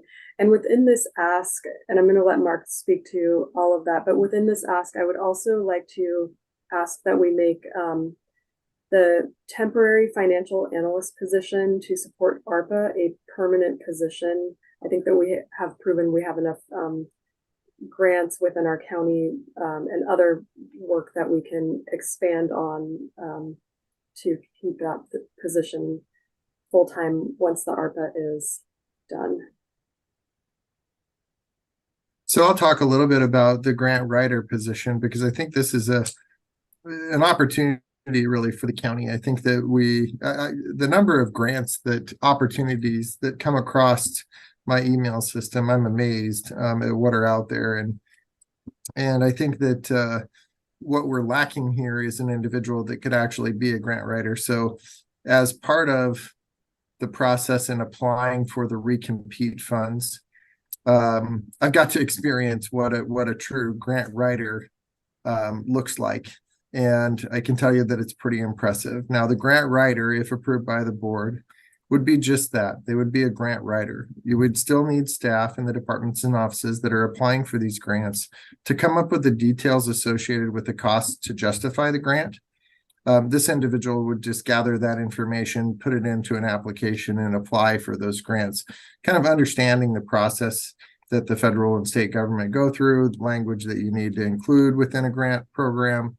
And this grant writer would be available for all offices and departments within the county. This grant writer would not be an individual to manage the grants once we receive the grants. So the grant writer is really different than the other two FTEs that you see on here. The other two FTEs that you see on here for the financial analyst and the recompete plan coordinator, this is dependent upon if we actually receive the funds. So we've applied for, in fact, it just got turned in last week. The preliminary, I think they call it the strategy portion of the recompete. If we're successful in getting phase 1 of recompete, then the recompete plan coordinator would actually be funded through that grant. And this individual really is it's a senior level position within the county that actually creates relationships and helps manage all of the other entities that would be included in the recompete plan, as well as as community service organizations that we're going to need to team up with, coordinating all of the efforts to meet the goals and the metrics that we define within the recompete plan request. So those two are and the financial analyst really would come into play if we're successful in receiving the actual recompete funds. And that's because we are the lead agency on this application, and we would be responsible for managing all of the recompete funds that come through Mason County. So we would definitely need a financial analyst to help with that, and that position would also be funded through that second phase of the recompete grant cycle. Commissioner Schutte, you know about this stuff as much as I do, if not more than I do. So please add anything that I missed. I think you covered the highlights there. I mean, I think it's good for us to have, some placeholders there should we receive funding. I think it's something ultimately we could revisit later on. But I think it's a good way to kind of tee up that conversation, because if we are successful, there is going to have to be sort of this liaison to the entire coalition to help, get through the strategy phase, and then I think ultimately, into phase 2, which is the bigger recomplete plan implementation phase. So I think these are really good to have on there. I'm also really excited about the grant writer position that's on it. Am I premature in talking about that? Okay. The grant writer position, I know this is something that Commissioner Netherland has been talking about for the past few years, and I want to credit him for keeping after that. I think where I had been on that previously had been, hey, let's contract out for grant writers and not have to carry the benefit side of those grant writing opportunities, just contract out for the service and call it good. But I think what I was finding, and probably what Commissioner Netherland was thinking about, was it's one thing to find these grant opportunities and pass them on, but when we're doing that, there also has to be on the office side that would be the manager of that grant. There has to be some willingness to follow through on putting together a contract or doing an RFQ for grant writing services or whatever to get us past that point. And I think the amount of funding opportunities that we've left on the table because of that are too many to ignore. And so I think having an opportunity to have somebody in-house, not to manage contracts, not to manage grants, that responsibility, as Mark said, would still rest within the department who is the recipient. But to have somebody who we can task with putting together these grant applications and getting them out there, and then bringing that money back into the county for the work that we do, I think is a really good opportunity for us moving forward. And so I'll hold us to the same standard we've held other offices to at this point, and we can keep that on the PLR list until we're making FTE decisions. But credit to Commissioner Netherland for sticking with that proposal, and I think that's one that I will certainly be supporting this year.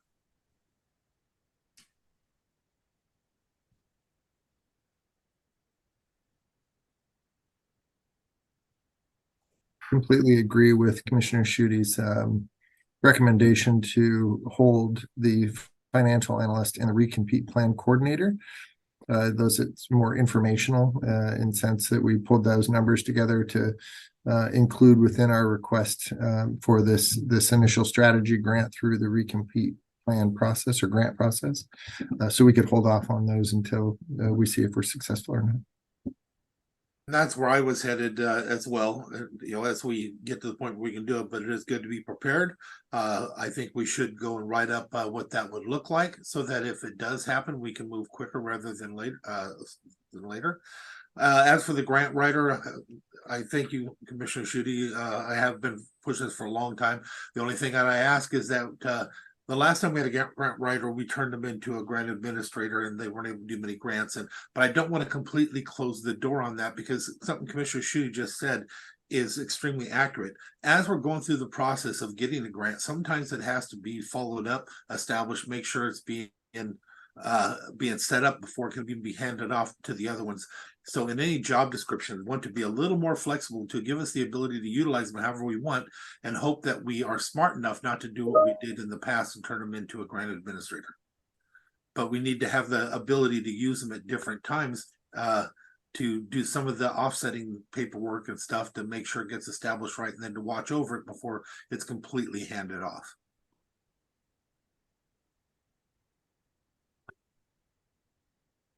If we do this, and I will be supporting it. Yeah, no, I think it's a good idea too. Also, Jen, you talked about the ARPA financial analyst that we have. It's temporary. When is that scheduled to expire? The end of 26. Okay, so we have time to decide, but I agree.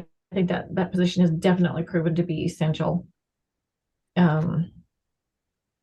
It helps that, well, you need help as well. So I'd like to keep that one in the conversation also.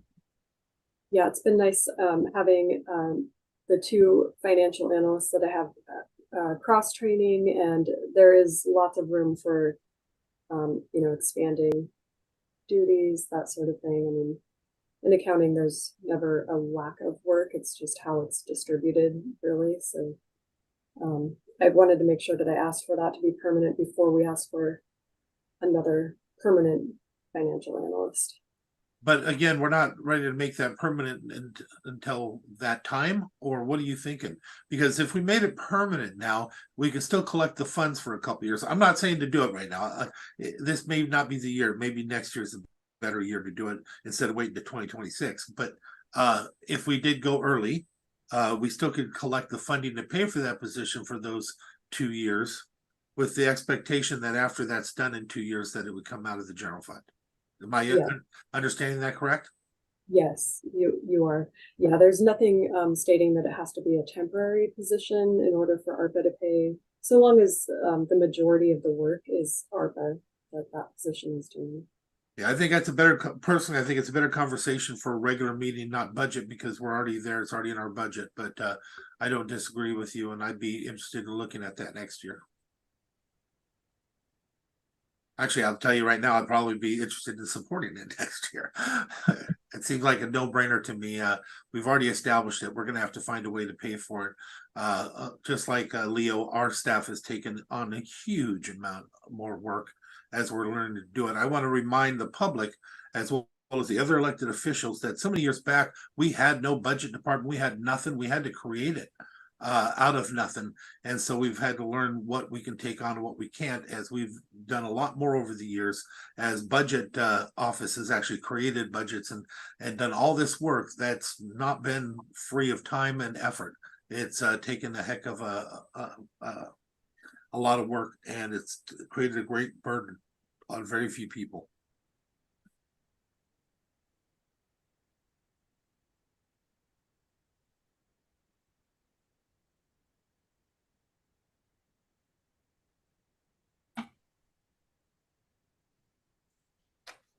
Anything else on those positions?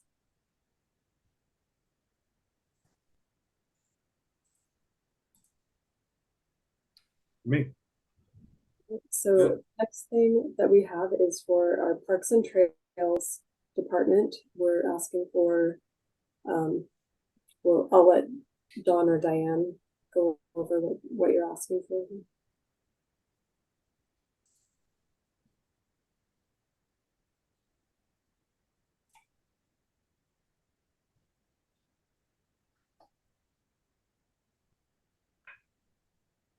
While we're waiting for her, can you look up REIT funds and see what we're looking to expend this year, what we're looking to expend next year, and tell me if we have the extra, that if we were to go out and hire a person out of for maintenance out of that to do jobs that we could use for REIT. So a lot of the work that we've had done this last year or so has been for our facilities and stuff, and that could have come directly out of REIT for the personnel. We've done it in the past over the years. Yeah, we do have salaries and benefits budgeted in 2023 and in 2024 for those REIT projects.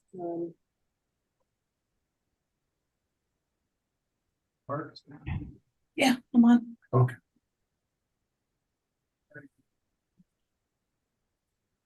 We're moving from offices to offices.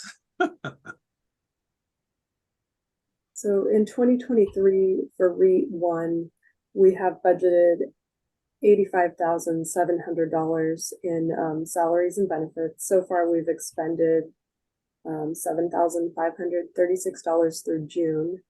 And then in 2024, in the maintenance level budget, we have $88,226 budgeted.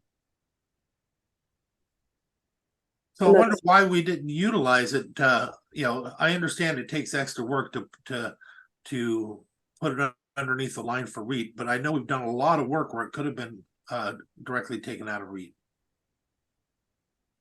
And we're going to be, all the work we're doing up in North Mason and stuff, that could be REIT funded.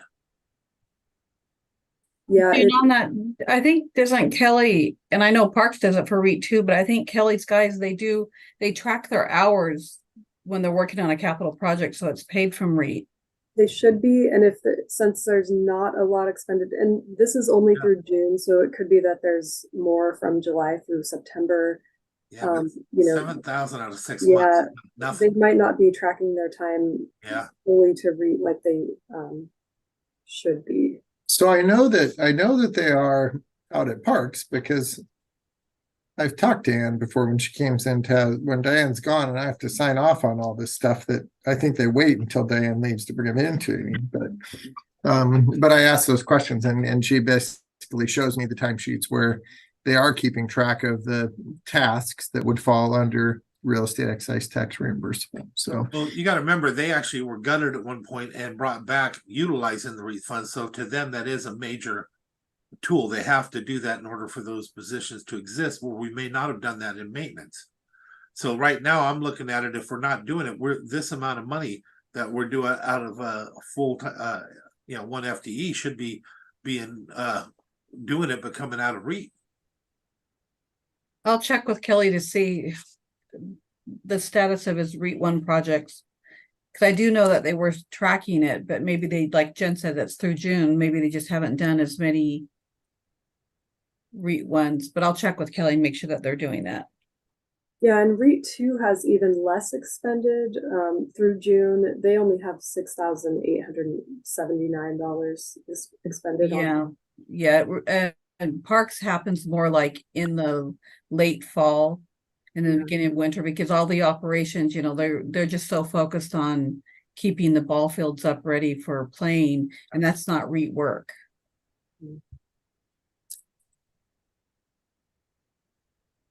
So do you want me to speak to the ask for the Parks Department? Yes. Okay. So we are asking that we budget for extra help. In the last couple of years, we've had a heck of a time getting anyone for extra help. And this year, unfortunately, one person who was working out pretty well, he died in a car accident. So we've really had a hard time attracting that. And so we're proposing we reduce our extra help budget by $15,000.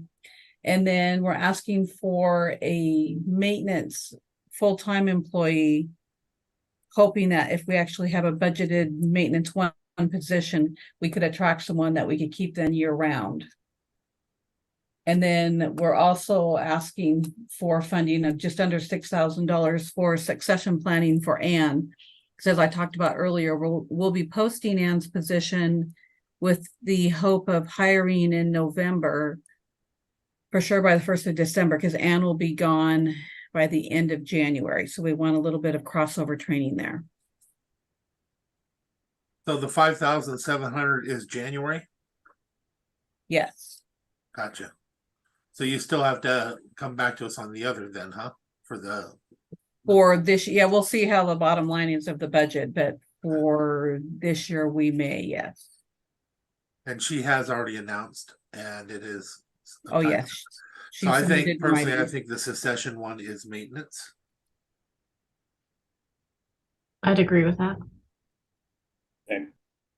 Thank you. We're looking at 51 if we were to increase the overall on the year, if we were to increase the maintenance one. But again, I want to make sure we're utilizing all the other funds that we're supposed to. Yeah, because a big part, of our season is just maintaining the fields and keeping them operating during fall time. And that's what we use the seasonal help through. It's usually, like March through September, but we just haven't been able to attract anyone the last 2 years. So this would be a full-time person. Well, and I think the other part is, I don't know if the commissioners remember when we took our tour of our different parks that we have throughout the county and the amount of maintenance work that our folks do.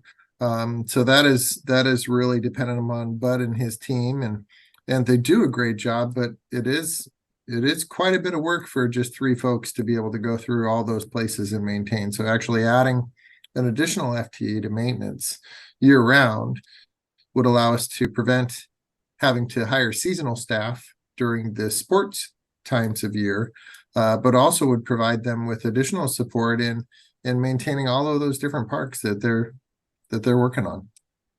And just to be clear, my issue is more just how it would be funded and to make sure that we utilize the tools that we have. and the tools we've already given them. It's real easy just to say, I don't want to do the paperwork, so we'll do this one FTE out of that this line. I'd like to make sure we utilize the other lines like we're supposed to make sure that that's how we're funding these FTEs. And we do, Commissioner, because Parks is very aware of when they work on a REIT 2 project, they sign their hours out to REIT 2, and that's where we pay them from. But during like the ball season, they don't have any time to do any of the REIT projects. Yeah. They're just keeping the parks mowed and clean. Well, one example is we're getting ready to put in that sports equipment. I'll bet you anything that our staff could have actually done that. If we had one extra position on there, they could have done the hours towards the REIT out of 3 people to eat up the dollar amounts. That's how I was looking at it.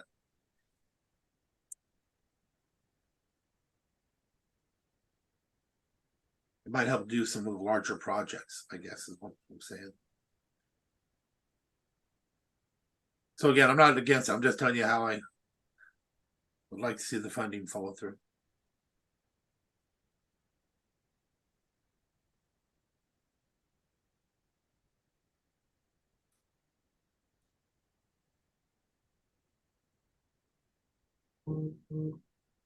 So any other thoughts on the FTE, reducing seasonal help? I'd like to keep it on the list. All of it. Okay. Then we can go back and review the FTE requests. Mm-hmm.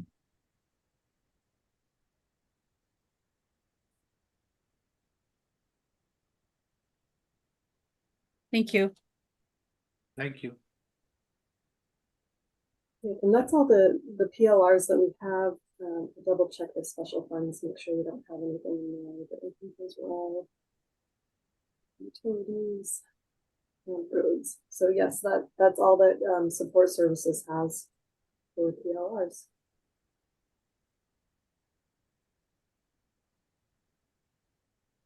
Did you have anything else that you wanted to talk about, Mark? I wanted to talk about animal control. Oh yeah, sorry, I Right. forgot. That was down here at the bottom. Thank you for the reminder. Yeah, the animal control, we added it at the bottom because we weren't sure which department to add it in, or if it was going to be a new department, preferably not a new department, but Yeah. So just to, I can kind of give the commissioners a brief overview of what these costs would entail. So it'd be three FTEs. It would include money for vets and supplies. We have an old surplus van that facilities could retrofit with some kennels that they could utilize as an animal control van. So we've budgeted some fuel and annual maintenance for that van. We also included information technology charges associated with the computers that those folks would need, any type of mobile devices that they would have to utilize out in the field. We included cleaning for a facility. We included internal allocation of costs that we really distribute out to all offices and departments. And so that would be included within this budget, including those annual indirect costs. And then it also includes the cost of those vehicle upfits and computers in it. What this is dependent upon is it's dependent upon the city of Shelton actually allowing us to utilize the facility that they currently have for animal control in a long-term lease for $1 a year. And so I've mentioned those items to Mark Ziegler over at the city of Shelton, and I think that they're willing to discuss. They're definitely interested in maybe starting to negotiate what that might look like, but have some concerns and requests about a level of service that they would receive within the city. So I think that they had some concerns about other services that the county provides, where it came to a point where we weren't maybe accepting some of the folks that they brought into our jail, and they wanted to kind of create some type of language within a contract that would ensure that we would provide those services. And so I think that as I explained to them, that with the 3 positions, 2 of them would be animal control officers, a lead and a regular officer. The other position would be an administrative support type kennel cleaner. I think we could utilize, and I've talked with Chief Hansen in our jail about utilizing our inmates for additional work that would need to be done, and kind of on a inmate work program that we could possibly set up to help out with that. This is a need that we've heard time and again, especially from our law enforcement folks, about the amount of time and energy that they spend going out on animal control calls. And although they respond to those calls, they really don't have the resources to follow up, and the follow-up is what's necessary.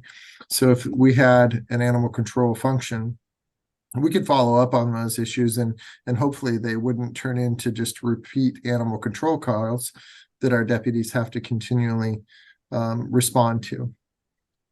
So I would like to, I'm introducing this to the board as an option that I'd like to continue to discuss with the city of Shelton and iron out some of those details.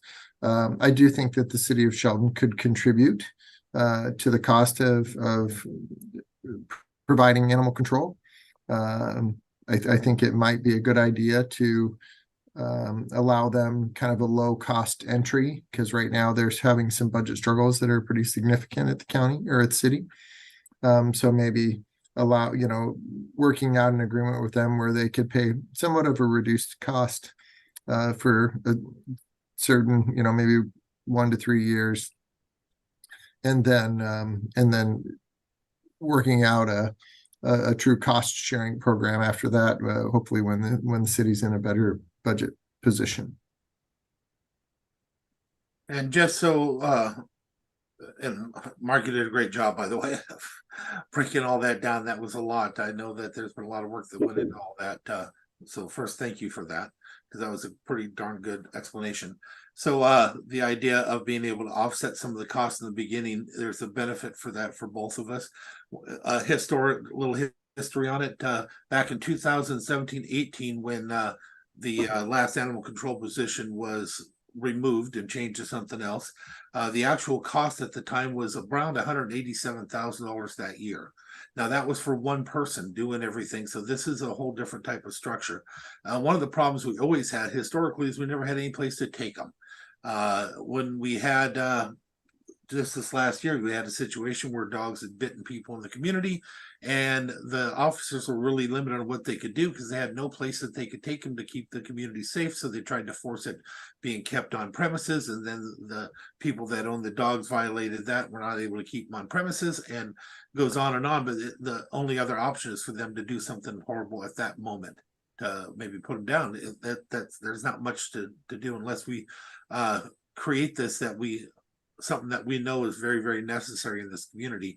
This one could be entered into contracts with other entities and nonprofits to do larger animals like the horses and stuff through Sunrise Equine, Humane Society to help with some of the contracts for veterinary and spay and neuter, and maybe even homing and stuff of animals. There's a good possibility of working together with a lot of people, but also offsetting a small amount for the first couple of years. But after maybe 3 years, actual having an actual cost amount, that what it costs to actually take care of, and the share per animal to go back to the city. But right now it'd be beneficial to them because they're in trouble too. They can use the finance, but we can sure use the facility.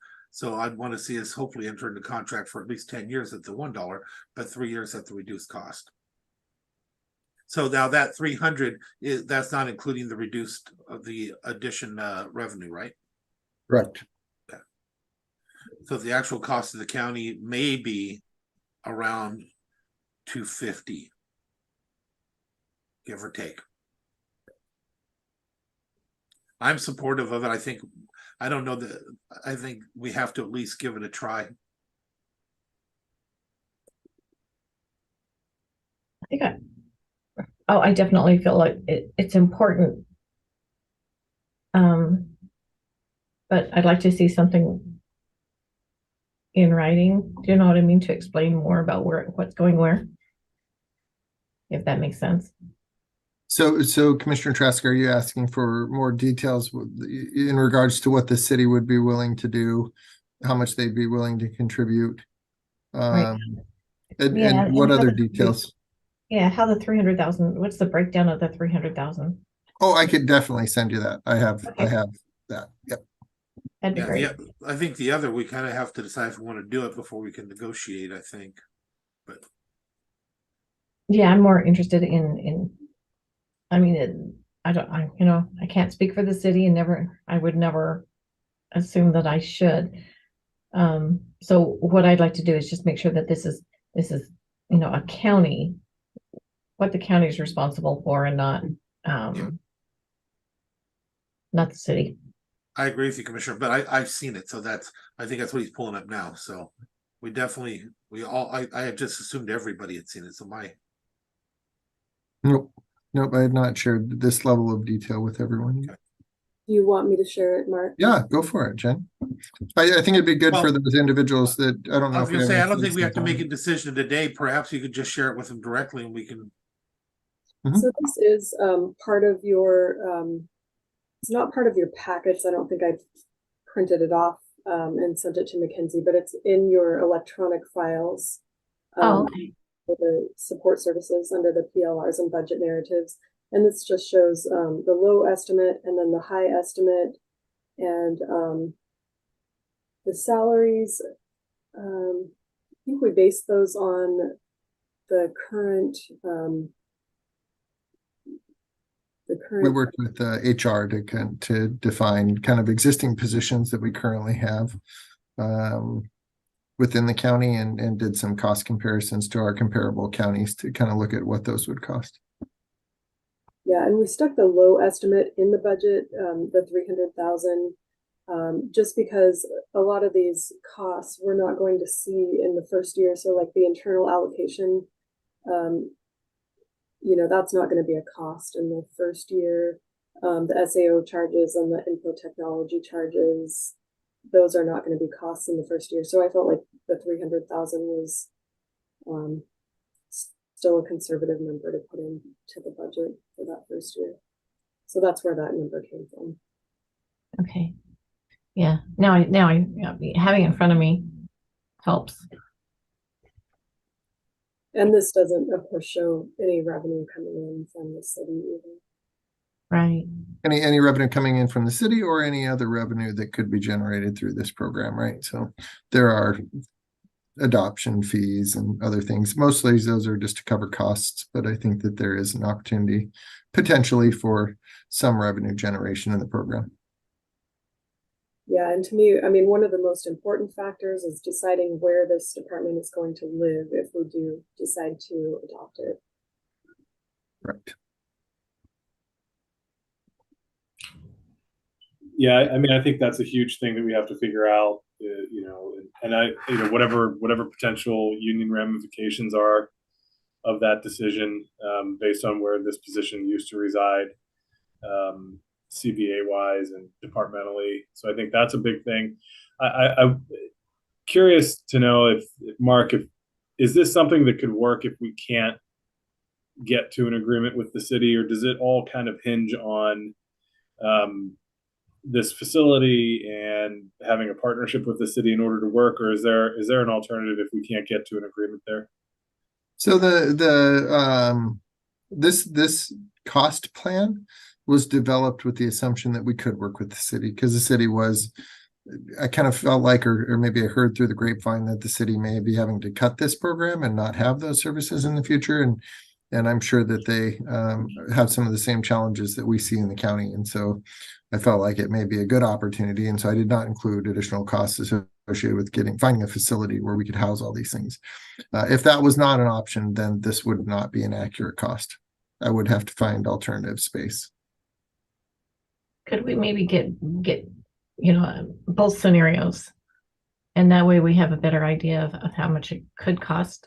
Mm-hmm. And then if if the city didn't want to play, Mhm. then we would just be providing animal control in the county only, and the city would have to deal with that themselves. You know, I don't. Initial discussions, I think, are just initial discussions, right? I mean, it's trying to negotiate and kind of feel out your negotiating person that you're talking with, and so very preliminary on those talks with the city right now, but definitely would want them to participate in this process in order for us to provide these services. And if they were unable to or didn't want to, then definitely would want to find our own facility for this. So I'll see what I can pull together for what that would look like. There are other options available, but what's best for I see for the whole community is to work together as a team.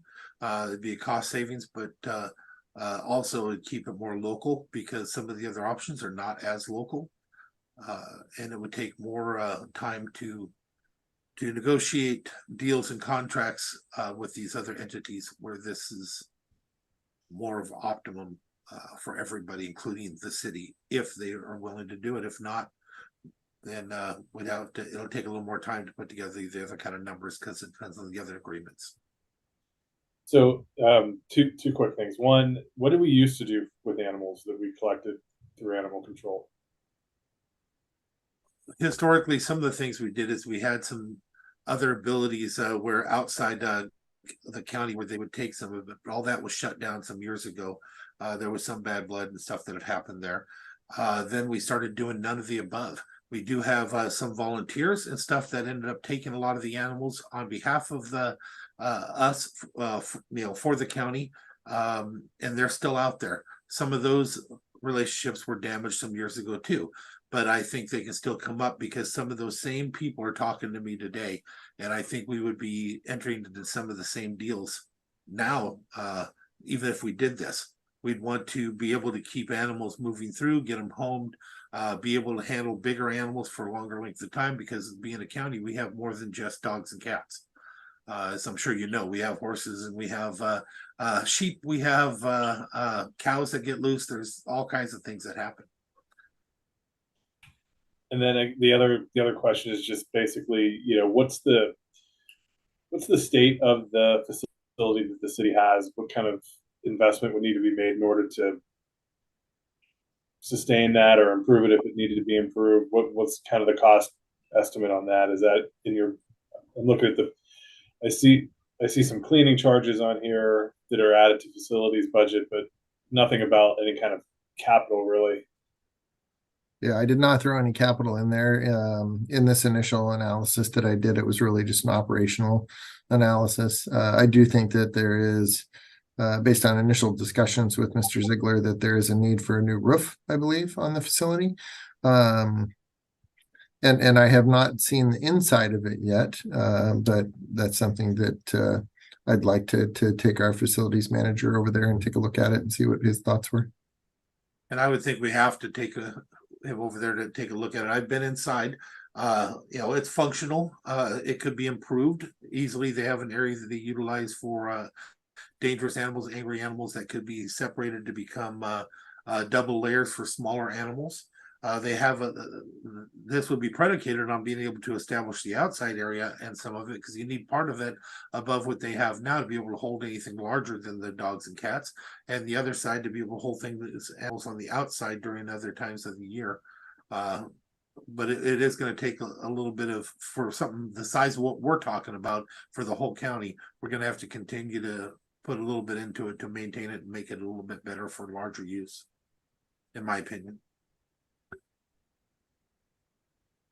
Yeah, so I mean, I see a lot of value in trying to reestablish an animal control program in the county. I know that it's a huge burden for the sheriff's deputies and for people out in the community. I think we need to be a little bit more on the details with what this looks like in terms of some of those other costs that we might not be seeing immediately in this budget, as well as having some further conversations with the city. I'm not completely sure that they're going to be on board with this or whatever that would take for them to get on board with it. And so, it would be interesting to see kind of how that would all balance out. But as a general rule, I'm supportive of reestablishing animal control in Mason County. What that ultimately looks like depends, I think, on some of the other conversations Mark has to have. So what I've heard you guys ask for is look at the cost of, if we were unable to utilize the city's space, what would it cost to find alternative housing for an animal control function? What were some of the other things that you wanted me to do? I think we wanted to have a conversation about where this where it would reside.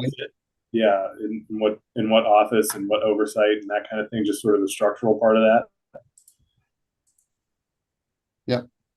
And cost of facility maintenance and upgrades, I think, is what Commissioner Schutte also was saying. Yeah. Did I misunderstand that, Commissioner Schutte? No, I think that's right. I think it's, we have a pretty good idea of what the ongoing costs might be year to year for staffing it and vehicles and that kind of thing. But I want to know if there's something beyond those sort of initial startup costs that we have in here, the 8,000 to 15,000 that would need to be put into that facility to make it, effective for us. Yeah, absolutely. And can you make arrangements to have Kelly go out there? Yeah, I can definitely do that part. And then the level of input from the city, right? The level of Contribution from the city, yes. The only thing I warn us on is that we know what we want before we go into that phase of it. Because we need to know what we need to ask for. Yeah, I think that's fair. I mean, I think having a little bit of, we can maybe talk offline a little bit more with Mark individually and get some sense of what those options might be. That would be great.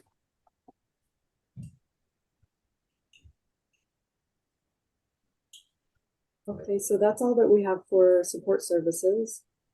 Unless there's anything else that you want us to follow up on, or anything you want to talk about, Mark, besides the animal control. Nope, that was it for now. Thanks, Jen. So next we have district court.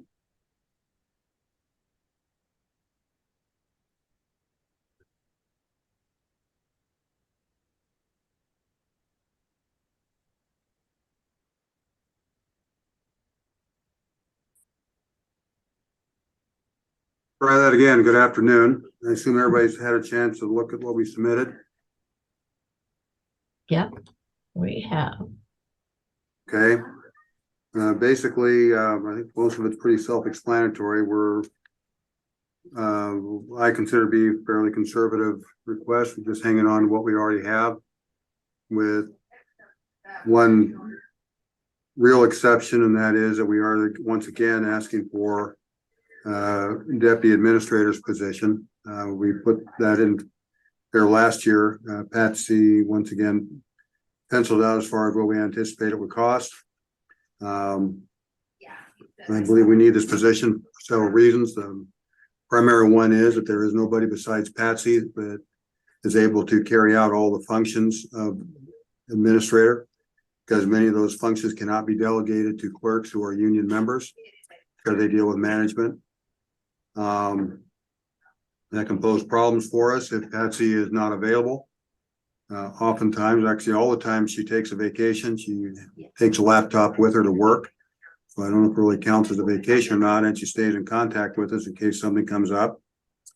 I'm not in a position to take over her functions because I'm on the bench doing what a judge does. There's also the fact that Patti is not going to be here forever. None of us are. Somebody that can learn the job. So in the event, whenever she decides it's time to go, I don't want to suggest that she's going to be leaving like anytime soon, but that is going to happen sooner or later. And we need to have somebody in place that is able to do the entire job. So that's a major change we're asking. Everything else really is maintain the status quo with, taking into consideration some increase in cost because of inflation and whatnot. Also, we are Also looking to have the bailiff pay in district court raised from $17 to $20 per hour, which is the same as what I understand Superior Court pays, and I think it needs to be the same. So that's in a nutshell, what we're asking for. Keep what we have, provide a deputy administrator position, and allow us to raise the bailiff pay from $17 to $20 an hour. I will say that by doing that, the last time the bailiff pay was increased was in September 8th of 2020, when it went from $15 to $17 an hour. It will not affect our budget. We wouldn't be asking for an increase in that budget line at this time. I believe even at $20 an hour, depending on the trials, but currently we would be able to manage the current budget level on the bailiff line. And it will always depend on the number of trials, which is something this court does not have any control over. That's up to the attorneys as far as which cases they cannot settle. And which means the cases are going to go to trial unless the prosecutor chooses to dismiss. And that's not something that control we have, nor should we have either. So all the best we can do on trials is give the best guesstimate we can as far as number of trials we expect to have. So as for myself, I'm not sure that this is Ray. I'm not sure that this is the proper place for it to be put in for the bailiffs. I'm not against it. I'm actually supportive of it, but I think it needs to come before the commission in a briefing and then approved in a regular action meeting. Not in this here, since it has no real effect on your budget, whether you can handle that budget aspect or not. Second, I'd love for somebody to just give me, you don't have to right now, I'm talking about maybe send it to me, a brief synopsis of what we have done over the last 4 years for positions in your department. I need you to specify a little bit as far as we have one position added, I believe, since I assumed the bench. As far as the clerks, we moved one person as a full-time probation clerk. This is almost strictly assist the probation department and took her off of courtroom duties. And then we had someone to basically take that person's position. So you're asking about the number of staff we have since? Yeah, are you saying in the last 3-4 years we've increased your department by one position? Is that what? That's my recollection, Patsy. If I'm wrong, feel free to contradict me. I'll get over it somehow. Patsy, what are you thinking? I would have, if we've had any increases, it would be that one. I am not 100% sure when that position was approved. I'd have to. That's all right. Jennifer, can you take a look and just see if you notice anything different before we make our decisions on these issues? Yeah, I'll take a look at that. Thank you. That's all I have. You know what? So hang on a second. Thank you, Tanya. I'm sorry. I wanted to follow back up with Randy's comment about the bailiff. I agree with you. It should be in a briefing. I just know that Superior Court will be bringing it up in their briefing tomorrow. And so I just wanted to give you a heads up that it would also affect the district court. Right. I see that. I see that in there on their PLRs. So you're right. It is on theirs. It wasn't on ours because I knew there wouldn't be any budget increase and I was looking at doing a briefing, but then I saw that they had it in there. So that's why we mentioned it.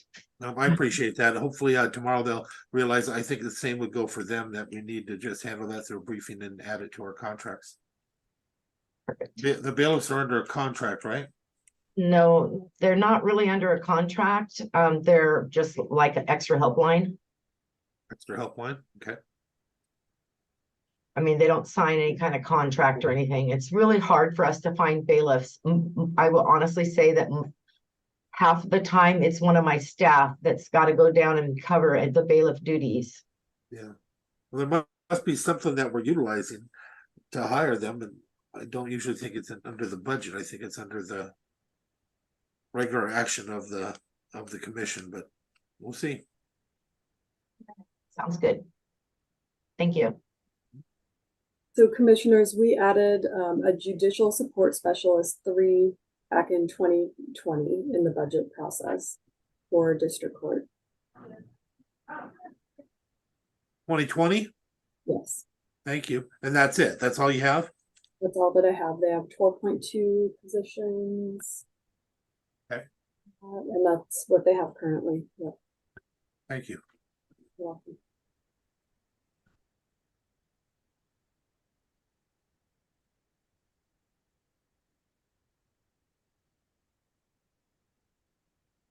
Does anybody else have any questions concerning our request for our materials? I don't. Are those related to the increased FTE that you're requesting?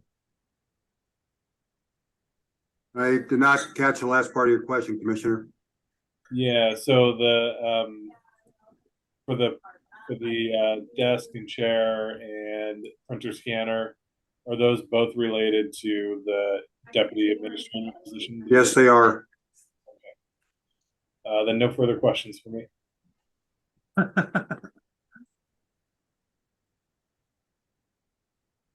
Anybody else? Not for me. Oh, thank you. Have a good day. Thank you. Thank you. So next we have, or last we have, for today, we have the assessor. She's not scheduled until 3:30. I'm not sure if she's on.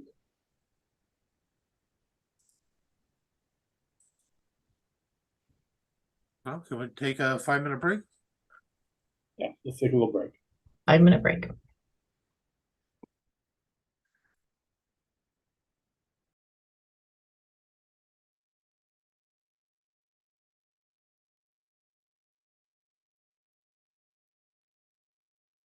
Hi, Patti.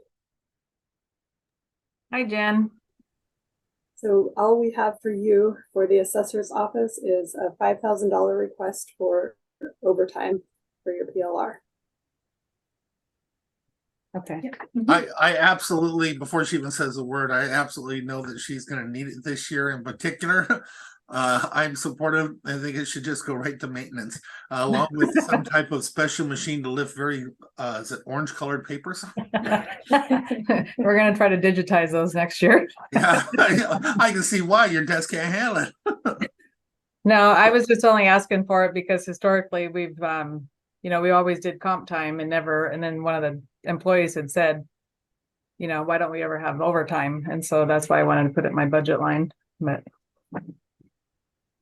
Yeah, no, I agree. I see it as maintenance. I do as well. There you go. Easy peasy. Boy, Patti, you're great at this. And is that why Mark called me a minute ago? Because I was up, we thought it was downstairs because we called downstairs and they say, no, it's in the commissioners. And so we got down there and then Diedrich's like, no, it's upstairs. So I apologize for that.